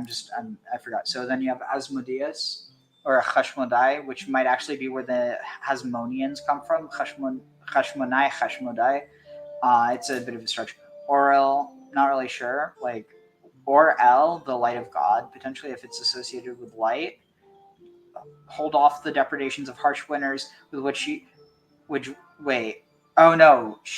in order to hold off, so she's associated with like the winter light. You have Azuth, not really sure we could connect that with Bane. Not really sure. Tyrannical oppression, terror, and hate. Interesting. Maybe like what is the name of that? Maybe like Phobos. I don't know. Shantae. Also, it's interesting because hate and fear are connected. That's why a hatred of something is also a phobia. So Shantae, the grain goddess or the great mother, like Magna Mater. That would be Magna Mater. Deep Sashalas, elven deity, I'm not sure. Dalathan, goddess of secrets, theft, and trickery. What's this? Denir? Is this incense smoke? God of literature and literacy, patron of artists and scribes. So that's like Thoth. Dumathon, patron of mountain dwarves. Eldoth, guardian of groves. Faithless, basically atheists. Garrix, god of fire, destruction and renewal. Almost like Moloch. Gond, and as Zionil and the Shining Lands is the Faerunian god of. That'd be like Catharwa Hasis, but I don't know what it's actually supposed to be derived from. I'm just connecting it in the Canaanite pantheon.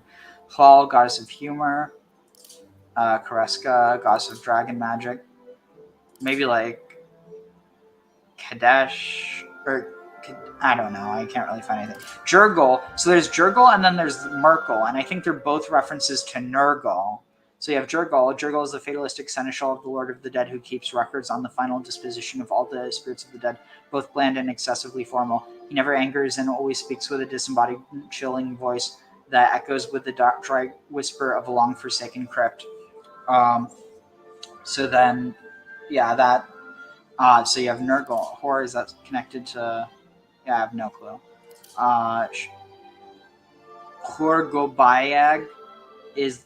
Oh, that's clearly taken from like Slavic myth. Like just the name you can tell. Maglubiet, although... Alright, let's see. Lendis, god of harsh justice. Laira, lady of deception.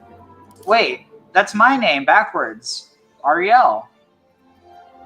I knew that because I knew Laira sounded familiar. I just didn't realize. Okay, so Levistus, Lord of Stygia, Lyra, the Joybringer, mistress of revels and lady of joy, is the goddess of joy, happiness, contentment, dance, festivals, and freedom. This would be Ashura. Lyra is the perpetually moving maiden of countless ballads, embodying happiness, freedom, and the joyful movement.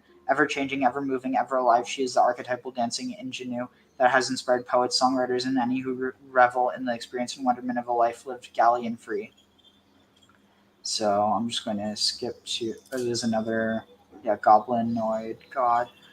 Here you have Merkel. Merkel is a god of the dead and later a god of decay and exhaustion in the Faerunian pantheon. That's why I think it has very clear emanations of Nurgle. Then you have Nerul. Is he also... No.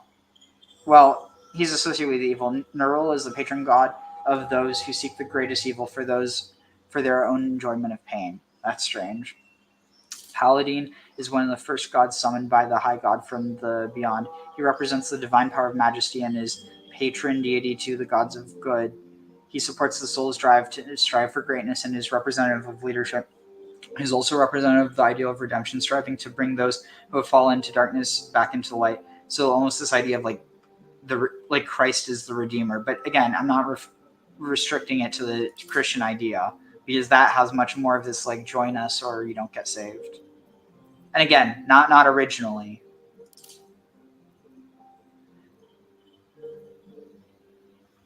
Interesting. Palor, also known as the Shining One, interloper deity of sun and agriculture and his son, all of healing and time. He is a god of creation to many and a stalwart opponent of evil to all.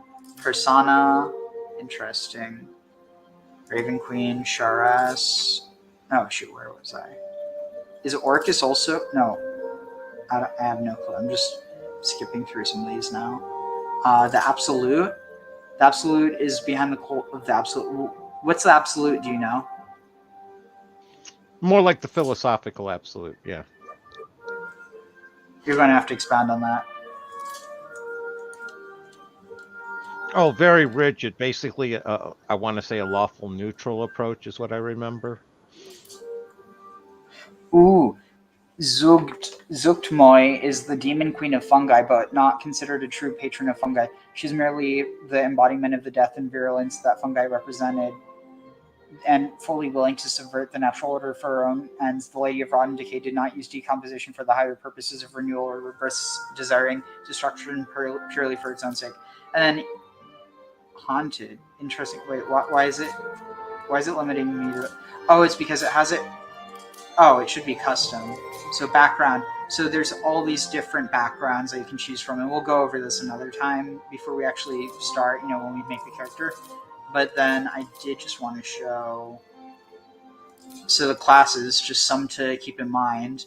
Because I'm also, once I figure out how to make more characters, I'm going to allow people to, have self-inserts. But here, look at this. Scrounger. Bound within an otherworldly patron, Scrounger seeks salvation in the fabrics of the material world. They, evolution, motion assist prothesis.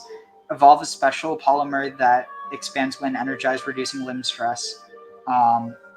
They also get speculative evolution. Innumerable experiments on your body are causing it to evolve at an unfathomable speed. Alval, when you evolve motion, what we just talked about, which allows you to use throw as a bonus action. More evolution features will show up in the list as you level up.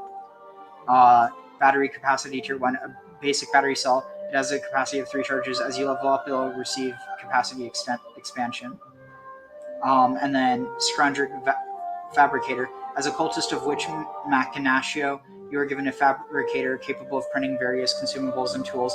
Item produced by the fabricator uses your spellcasting ability modifier for their save DC.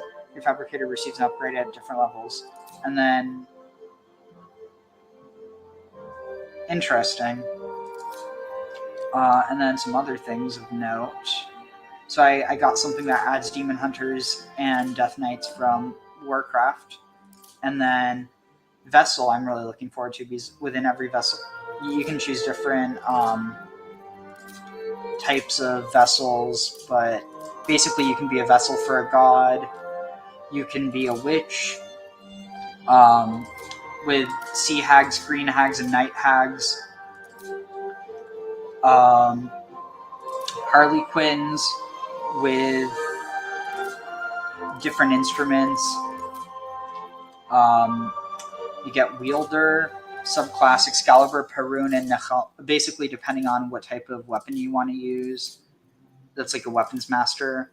You get monks, Arcanists, Exploiters are psychic arcanists. So it's basically psychic manipulators versus somewhat. What's this? I don't know. There's DM Nocturum subclass.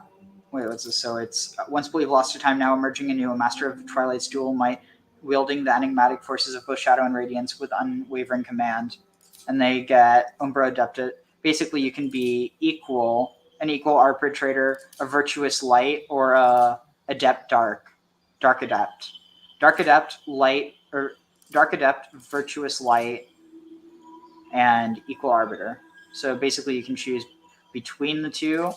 Wait, what's this? Bless. False life. You gain 7 temporary hit points. Interesting. And then Bane. So that's cool. Then you get Ambusher. Ambushers are careful tacticians. They can create illusions, and they get the advantage of surprise on all attacks. Advantage on all attacks on the first turn of combat.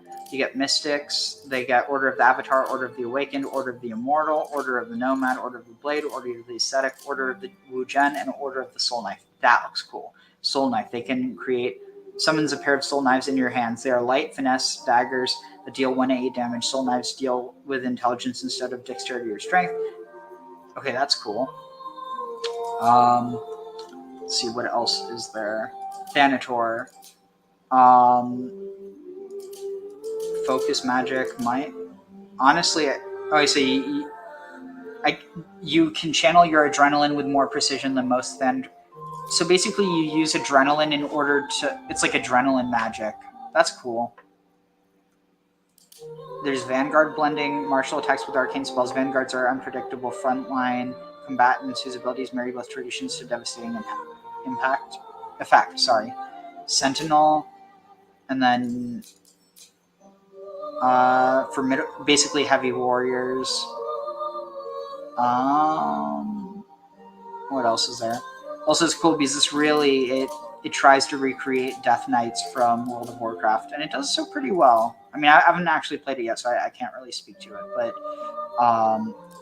to be fair here, Death Knights in World of Warcraft was a takeoff from the anti-paladin from DnD. So I figured. So then you have, for Magus, you get Sparkling Targes, Inexorable Iron, Laughing Shadow, Starlit Span, Twisting Tree, cool stuff.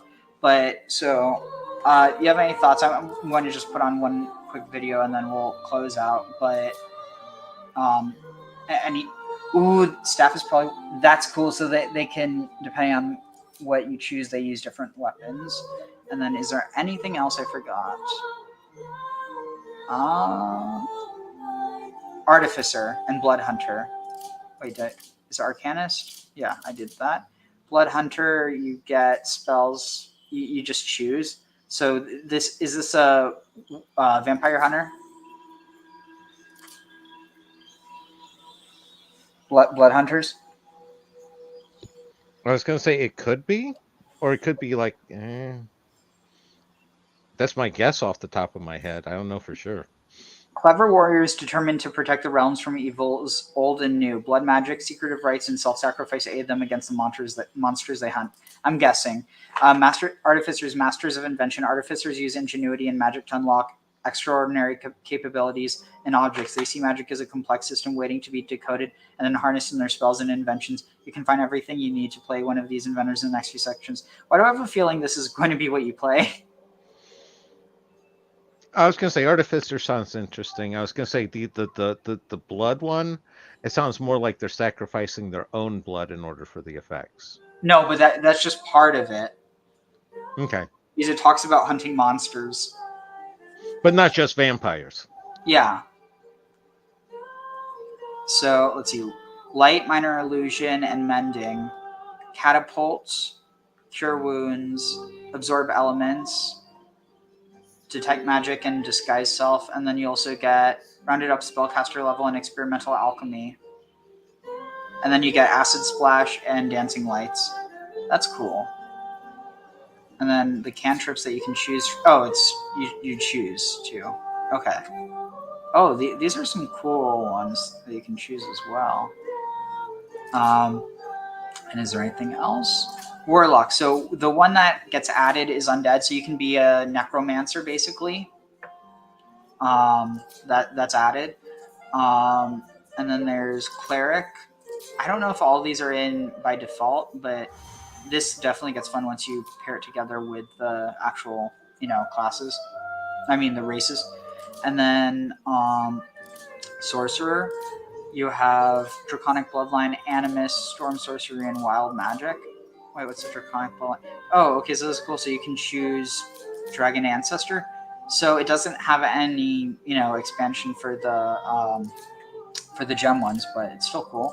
And then the Animus, you can choose your passive, like what your source is, I'm guessing. So I would choose Earth Mother, Moonshay Isles, or maybe, Yggdrasil is the World Tree. I don't know. That would give Bless. Yggdrasil gives Entangle. Maybe just go with Bless. Spells, then you can choose 2 spells. Oh, this is so cool. And cantrips, you can choose and then, so anyway, so I'm going to finish up now. But any thoughts before we check out one video and then head off? I was going to say it's almost overwhelming with the options. It's like I know. I love options. Do you feel a little stressed when applying for a new credit card? Not at all. I use Capital One's pre-approval tool. I wasn't asking you. I was asking them. If you need help shopping for a credit card, you should get pre-approved with Capital One's pre-approval tool. Take charge of your credit by seeing if you're pre-approved. Oh, I totally missed this. So, let's see. So, it's there. I can see. Okay. Subdued dudes, and not the fierce. I missed the context. Get a race with night vision. Good call. Reptiloid is the most virtuous. Will shed the control. What? Are you on PC? Yeah, I am. Wait, do you have it? I'm going to tell you, in order to play like directly with us, it's going to take a lot of mods. I don't know if you really want to go through I guess theoretically, if you have the load order, you could do it. It would just take a lot of patience and really wanting to.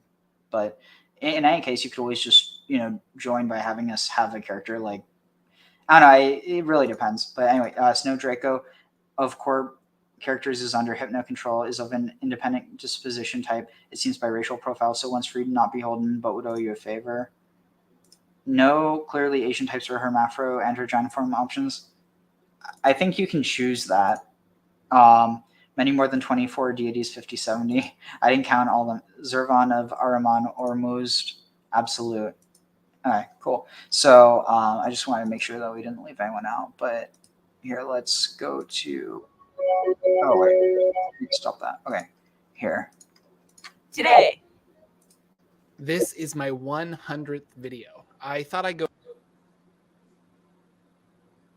back and make a video summarizing the creation myth, which was my first video. I'm a little bit wiser now in the Forgotten Realms and D&D lore, so here is a brief history of Faerun and the Forgotten Realms for D&D 5e. It's important to understand that although this is the creation story for Faerun, the Forgotten Realms doesn't explain where everything came into being, such as the various planes of existence or other crystal spheres. Each campaign setting has a slight variation on the creation of the D&D universe, and there are parts that have no origin story, such as the elemental planes. Mysteries exist still within the world of Dungeons & Dragons, questions not answered. In my mind, it makes the worlds even better, for there is to be some aspects we just can't explain. In the beginning, there was nothing. Well, there was the elemental phlogiston in some myths, and from this, or from nothing, Lord Ao created Wait, the universe at the time was a time. The land of Phlogiston? There was nothing. Well, there was the elemental phlogiston in some myths, and from this, or I think Phlogiston. Well, there was the elemental phlogiston in some myths, and from this. Well, that's like the Victorian era, sort of like Aether. The time was a timeless, somewhat empty place with a shadowy mist. Wait, how do you mean? That existed before there was light and dark. At some. Well, that was basically, it was like light particles, or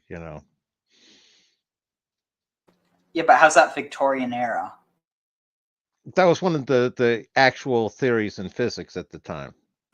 Oh, I thought you meant it was like the Victorian era, not like the Victorian era theory. No, no, no. I meant during the Victorian era. Surely you can understand my confusion. Absolutely. At some point, these shadows, this mist, coalesced to form twin beautiful goddesses. They were named Selûne and Shar. Oh wow, that's These two almost- goddesses were opposites of it's each very other. similar Selûne is the to goddess the of moonlight and idea stars, of, beauty and purity. Shar was the evil goddess of darkness, loss, night, I think, forgetfulness, a and secrets. vow in Being the only two Grecian creatures in the mythology. universe, they started creating the heavenly bodies, which perhaps inadvertently created the goddess Chantia. Chantia is the goddess of life, the great mother. She is the planet of Toril itself. Toril was lit by the cool radiance of Selûne during what we would call the day, and each night Shar would swallow it back into darkness. Although Selûne shone with brilliance, there was still no heat in the universe, and that meant no life. Chantia begged for warmth. She wanted to nurture life on Toril. Selûne agreed, but Shar opposed this, and the two deities started a feud that has continued to this day. Through their fighting, other deities were created, gods of war, disease, murder, and death. In defiance to Shar, Selûne put her hand into the plane of fire and ignited one of the heavenly bodies. It brought light and warmth to the planet of Toril.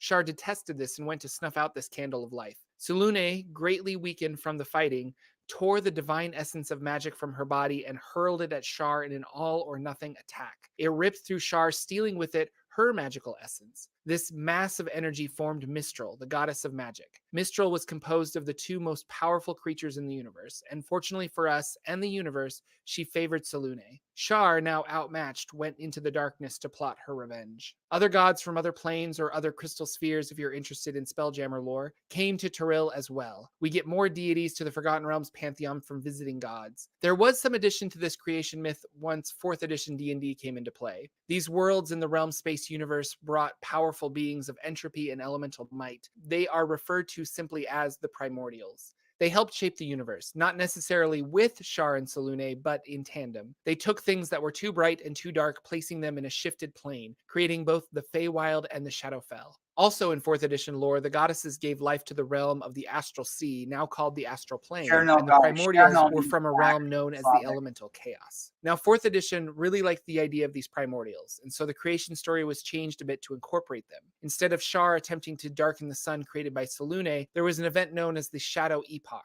Or perhaps the sun was attacked by Shar, and this is a separate event. The lore is not clear. A primordial known as the Night Serpent devoured the sun and plunged Toril into darkness. This oceanic world was soon chilled, and many parts of it turned to ice, killing most life on the planet. The gods were now in direct conflict with the primordials over the fate of Toril and realm space. The fight went in favor of the gods when a primordial known as Ubtao the Deceiver assisted. Wouldn't the Night Serpent be Apep or / Apophis? Makes sense.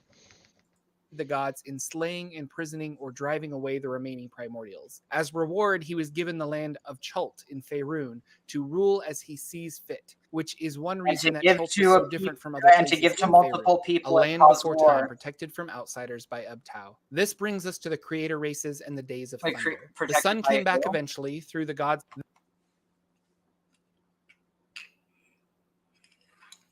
Sorry, I totally missed that. Cult in Faerun to rule as he sees fit, which is one reason that Chult was so different from other places in Faerun, a land before time protected from outsiders by Ubtao. This brings us to the creator races and the days of thunder. The sun came back eventually through the gods' influence, or naturally, I'm not sure, and life returned to Toril. The timeline of this is about negative 35,000 DR, and the creator races dominated Toril's large supercontinent called Mer Ouroboros. These creator races were the original sentient life on Toril, and they in turn created other races that still exist in the current timeline of the Forgotten Realms. The races are the Saruk, the Bertrachi, the Eari, the Fae, and humans. All of them except humans ended up creating others of their kind. The Saruk created the Naga, lizard folk, and the Yuan-ti, while the Fae created sprites, pixies. It was during this time the Bertrachi were losing the Yuan-ti. Terrifying. That is a snake with a reptilian, like a human reptilian face.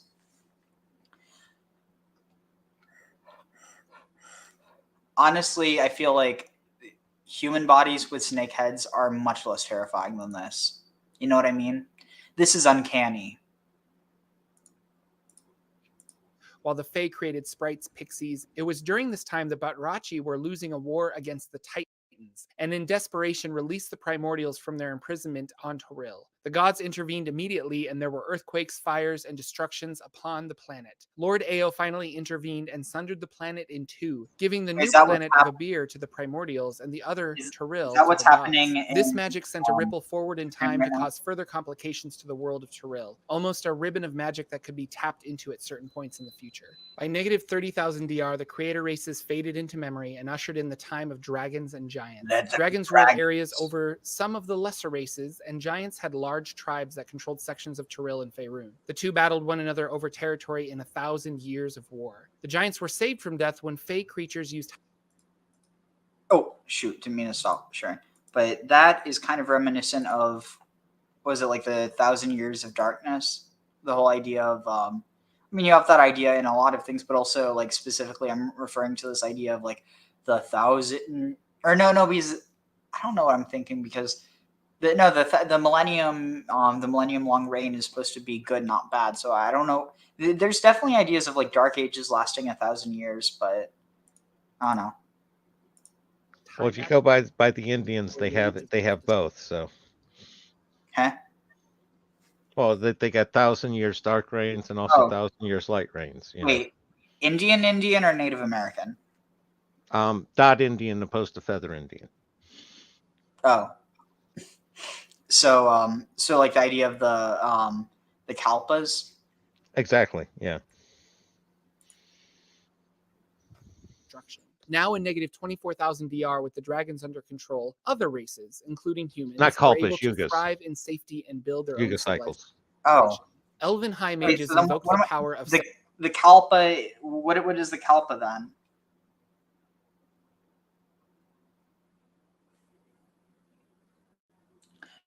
Oh, the Kalpa is a long period of time, or an aeon.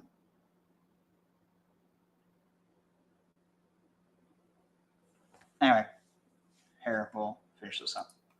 Sundering magic in an event known as A the Kalpa First is what Sundering. This what caused a Google's new good for. island Yeah, long period of time. for the elves Yeah, to be Kalpa created. is what a Yuga is what? No, I was saying you were right. It's just a long period of time. Yuga is more specific. Known as Evermeet, a magical place that was hidden from the other races. After this, many empires rose and fell.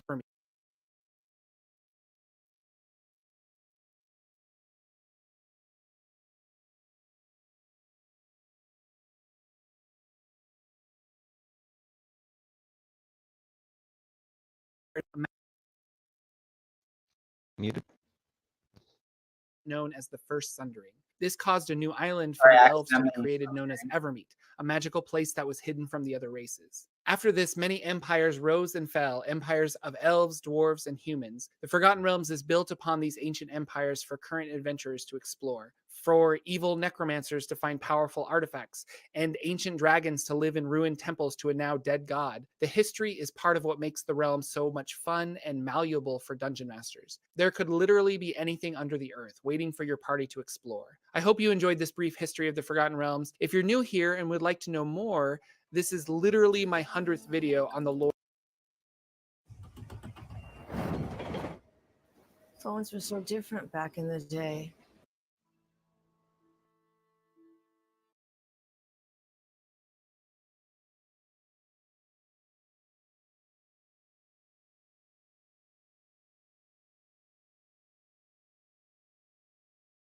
Muted.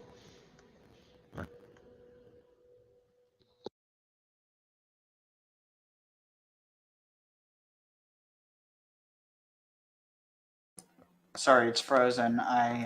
It shouldn't be taken. Monsters, DM tips, map making, and more. If at any point you find that you've learned something or you're having fun, consider giving this video a like, as there will be more videos to follow. As many of you already know, Dungeons & Dragons is a fantasy tabletop role-playing game developed by Gary Gygax and released in 1974. Currently published by Wizards of the Coast, the game's rulebooks establish the basic structure by which players and dungeon masters can forge their own adventures. These books, along with Dragon Magazine issues, novels, and online publications, also describe the Forgotten Realms where the campaign modules take place. If you're new to Dungeons & Dragons, these campaign modules are a great place to get an introduction. They teach new dungeon masters the essential skills they'll need to craft their own worlds as they run players through a pre-written story. You can order the campaign modules online or pick them up at a local comic book shop. Now to finally get back to the subject of this video and the reason you probably clicked on it, the history of the Forgotten Realms. In the many years since adventurers began exploring the world, great happenings, and new editions of the books, have shaped and reshaped major historical events, which make it difficult to follow the rich history of the game. Veteran players will know that there are several major timelines, including, but not limited to, the Dale Reckoning, the Mulheron Calendar, and Cormyr Reckoning. I hope to craft a single timeline from the events on each of these calendars, which will give us a clearer understanding of where we are in current history. Before humans or elves, before the creator races, and even before much of the pantheon of deities had formed, there was no written history. There is, however, a creation myth, which explains the formation of the world of Abir Toril and the Forgotten Realms. Since there is no written history from any characters within the game at this time, this is simply the myth told to young children in the Forgotten Realms as parents try to explain the world around them, similar to ancient Greek mythology. In the beginning, the endless expanse of the void was populated only with a thin, effervescent mist. One being, which mortals dared to name Eo the Overgod, had the idea of existence, and eventually, the mists within the void coalesced to form Shar and Saloon, twin sister deities who were polar opposites. Saloon was warm and bright, while Shar was dark and cool. Over time, Oh, you were the saying twins that, gave but more not thought to the idea Shar. of existence and created a form. Saloon Yeah, touched it, she loses and life all. spread throughout its being, She has to forming the bring it first back. world. That's the difference. But Shar it was doesn't bring back. incomplete, as it was nothing but a set of ideas. Shar and Saloon began to argue over whether to grant the new world the necessary elements for life, and their struggle birthed new deities of life, love, death, magic, war, and sacrifice. These new gods took sides, joining in the conflict between the sisters. During the long battle, Saloon reached across time and space to grasp a small piece of the elemental chaos. It is said that the elemental chaos had existed as long as the astral sea, It's like but it he's was grabbing unknown the to most apple, of Abir or Toril at this rather time. the fruit. As she took the stuff in her hand, it siphoned a large portion of her life force and burst into flame. Exactly. She set it into space as a sun, whose rays warmed the new world. What kind of made me think of that was actually the fact that she could see, or she could reach across all space and time. And that there's that same idea with the garden before they ate of the fruit.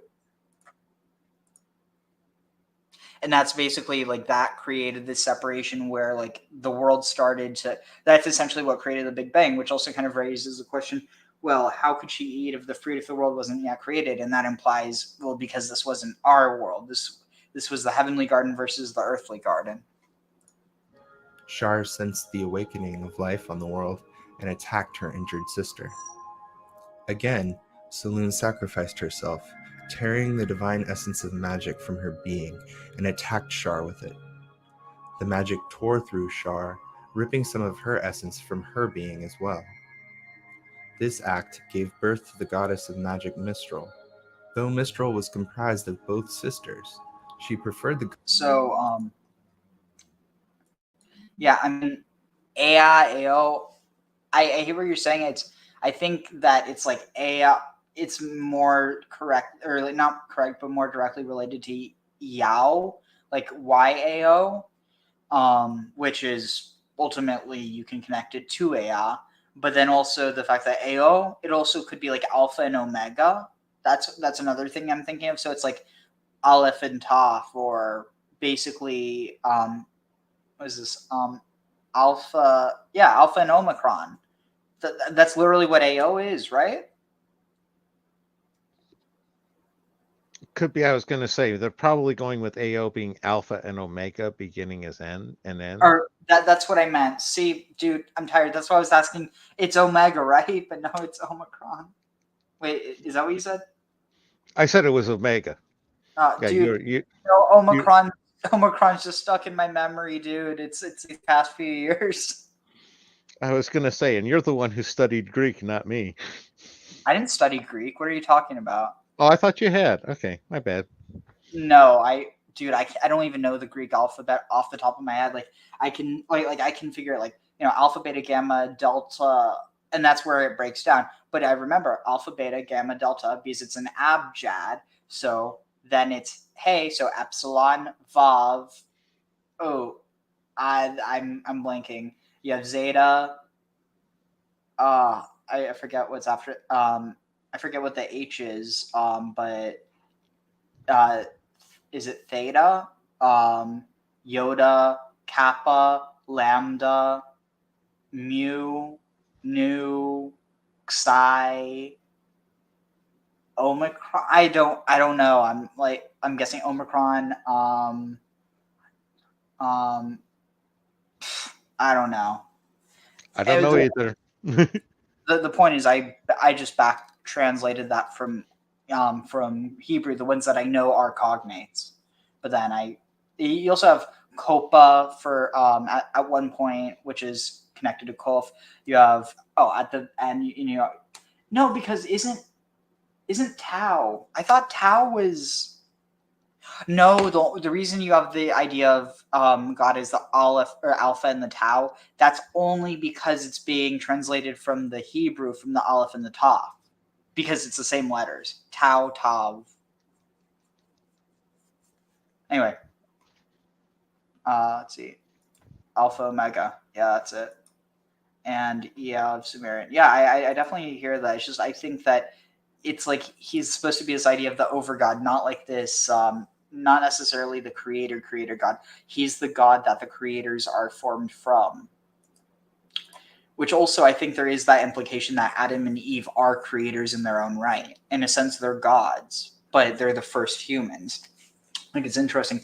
Adam, one of Adam's names, Adam Harishon, means Adam the first. But does it mean that, or does it mean the first man?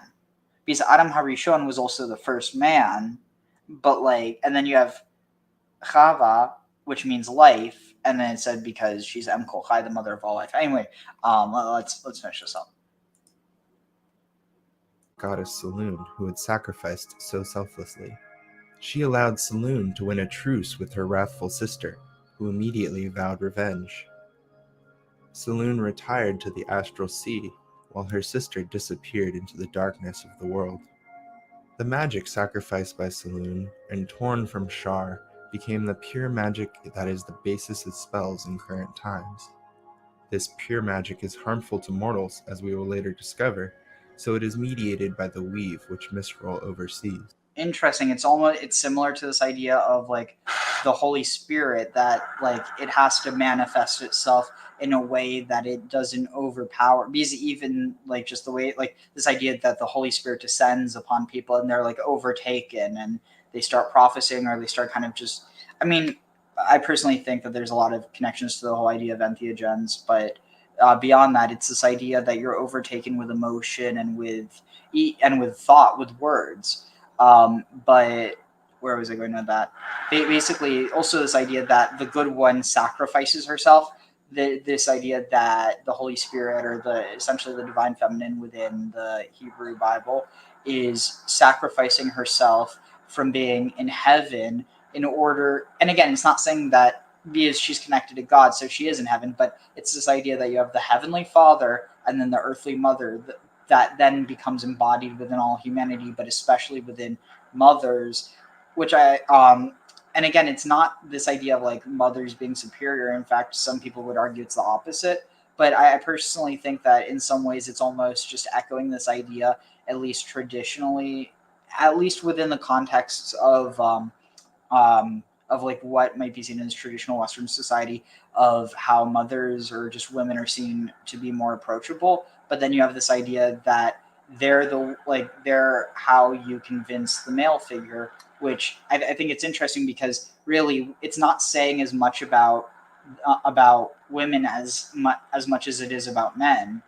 But again, I don't think it's necessarily good or bad. It's just one of those things where it's it has to be mediated. And again, not necessarily men or women, but just any relationship in general, it needs to be within like a balanced concept. It's not necessarily like, oh, everything is completely equal, but that the relationship itself is what's balanced. Because sometimes a balance is having, heights in here and lower points in here, but so long as people are able to complement each other. And like in Hebrew, there's this idea of ezer kenegdo, like a helper to be against. So it's this idea that opposition is good, but also that it's like it's part of. Anyway, I'm going off into a tangent. I need to finish up. But do you have any Yeah, thoughts? the only my observation that I'd like to throw in there is that's a lot of taking the power and sacrificing yourself. Is that the old Indo-European creation myth with the one god killing the other, sacrificing the other in order to create the world. Tag. Yeah, definitely. So let's see. Switch from brothers to sisters. Selene or Luna and Dark Side of the Moon. Triple goddess is unification of Tao and Yin and Yang. And then you do have the triple goddesses because you have the what is it? You have Shantea. You have which is in the middle. You have what's her face? Shar, and you have Selene. And so it's almost like so Selene is like the peaceful moon. Shar is like the basically the peaceful moon versus the vengeful moon, and then you have you have Shantae, which is basically Earth. So it's almost like the two moons versus, and then you have the Earth, and then you have I don't know. It's interesting. And then mystical Zervan, Mithra, feminine, Selene, Luna, Shar, Mistral. Oh yeah, and then Mistral also comes out of it. So it's almost like you have the spirit. So it's like you have Venus, then you have the moons, then you have Venus, which comes out after Earth. I don't know. As time passed, Ah, shoot! Come on, continue. Ah, shoot! Is my signal not good? the power of both sisters waxed and waned as other ideas It's ridiculous. took form as new deities. During the first battles, however, the deities were distracted, and thus the world was vulnerable. Waves of elemental chaos brought great beings from the unknown. Their true names have been lost to time, but they are currently referred Wait, does to that as say primordials, Mecha-Anus? and their leaders were known as the Lords of Chaos. Mechanus? It is said that the primordials found imperfections within the world the twin sisters had crafted. They took some of the darker aspects, casting them away to become the Shadowfell, and some of the lighter aspects, which became the Feywild. The gods took notice of this and began to oppose the primordials, and so began the Dawn War, which will be the subject of the next video. I hope that you've enjoyed our look at the Dungeons and Dragons creation myth. I guess that's where we'll I'm leaving start links off in on the next description time. to a beautifully written version of the myth, along with some other videos that tackle this subject. If there's anything I missed or anything that's new to you, let me know about it in the comments. Until next time, stay curious, adventurers. I'm always curious. You don't have to worry about that. So, on that note, I think that is a great place to end off. Was this the twin halves of Mistral? Interesting. I'm guessing you must be a D&D player. You know a lot about this. Either that or you're compensating well. But I'm guessing you know a lot. I would have, except honestly, it's probably, in all honesty, I'm kind of glad that I didn't get into it. I mean, I was into it, but like that I didn't get too into it just because when I get into something, I really get into it. I don't know. But cool. You're just now learning. But yeah, I mean, honestly, I think the fact that you don't have to worry about getting everything right in front of you. It's in the game, so it makes it easy. And also, you can play with people from across. So you don't. I mean, I guess there's also like I think Roll20 if you want to play with people from like other parts of the world. But still, it's different, The one thing that's going to be hard is if I do play with other people, I'm basically going to have to disable all my mods. Yeah, no, I was going to say there's a trade-off you make in the computer versus the pen and paper. It's like anything goes in the pen and paper as long as the DM says. You got to write the rigid rules in that one, but everything gets processed a lot faster and a lot prettier on the computer. Okay. Give it a few years, they'll be able to do that with AI to like procedurally generate things as you go along and to account for like mechanics as it goes along. That would be insane. But like it obviously it wouldn't just be purely AI. It would have to be AI guided, or not AI guided. I mean human guided using AI tools. Because like at the end of the day, we should be working smarter, not harder. But that doesn't mean we're not working. So if it's something as simple as like using AI in order to say, I'm trying to think, to make art faster, that doesn't mean that you like, obviously there's people who are just going to use AI to generate art, but really what it's going to be useful for is in order to like say you I mean, it could be something as simple as, say, I don't know. I'm thinking of a very specific thing. Imagine someone has issues with visualization, but they don't have any issue actually. Like once they have a basic outline, then they can do it. Imagine that you have like generate a very blurry image, and then you let your imagination actually fill it in. There's certain people who maybe that's the missing thing, and because of that, they weren't able to paint before. Again, it's a very specific thing, but also with like building, I think it'll be useful because people will be able to spend more attention on the details and on the like making buildings more efficient, make buildings better, safer. Because like for instance, you're not going to have as much like people won't be. I don't know. I'm just totally going off on a tangent, but like something like say people won't have to worry about breaking their back because you might have drones that I don't know why I'm still thinking of drones as like flying things, but even ground ones or flying drones, but that can carry things. And again, it doesn't mean you have drones building the thing for it. You just have people using drones in order to do it. No different than people use drills and they used to use hammers and nails versus screws and drill bits. But I just kind of went off on a tangent, but it's a good place to end off. Any last thoughts? No, looking forward to next time. Fun as Definitely. always. Yeah, I'm down to do it later today. Also, I think I talked. I did talk about. I still have memory issues, but so this is my last ketamine infusion, and I think I'm noticing a big difference. It's just getting back onto a normal schedule. That's been hard because I don't really have anything to do at normal times. So once school starts back up, I'm probably going to be on a more normal schedule. But I'm feeling a lot better, and I've also been taking a walk every day, which is much more than I've been doing previously. But yeah, I'm not going to go out and say, whoa, it's an absolute miracle. It is for some people, but for me, it's helped me. It's its own kind of miracle. But at the end of the day, it's like, I don't know. Like for instance, with cannabis, that is absolutely a miracle. Without it, I would not be able to function.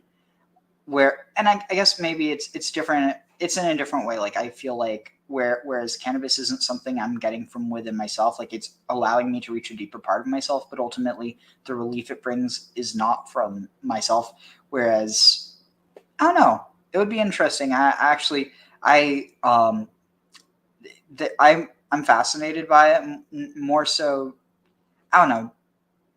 Like, anyway, I'm going off on a tangent. I really need to get some sleep because I have an infusion in a few hours. But I will talk to you soon, and I'm down to stream later. Sounds good. All right, take care. You too. Want to tell the Rebbe the words of the new song that we're singing with Mashiach, right? So I'm just going to read him. Am Yisrael, have no fear. Mashiach will be here this year. We want Mashiach now. We don't want to wait. Okay? Shut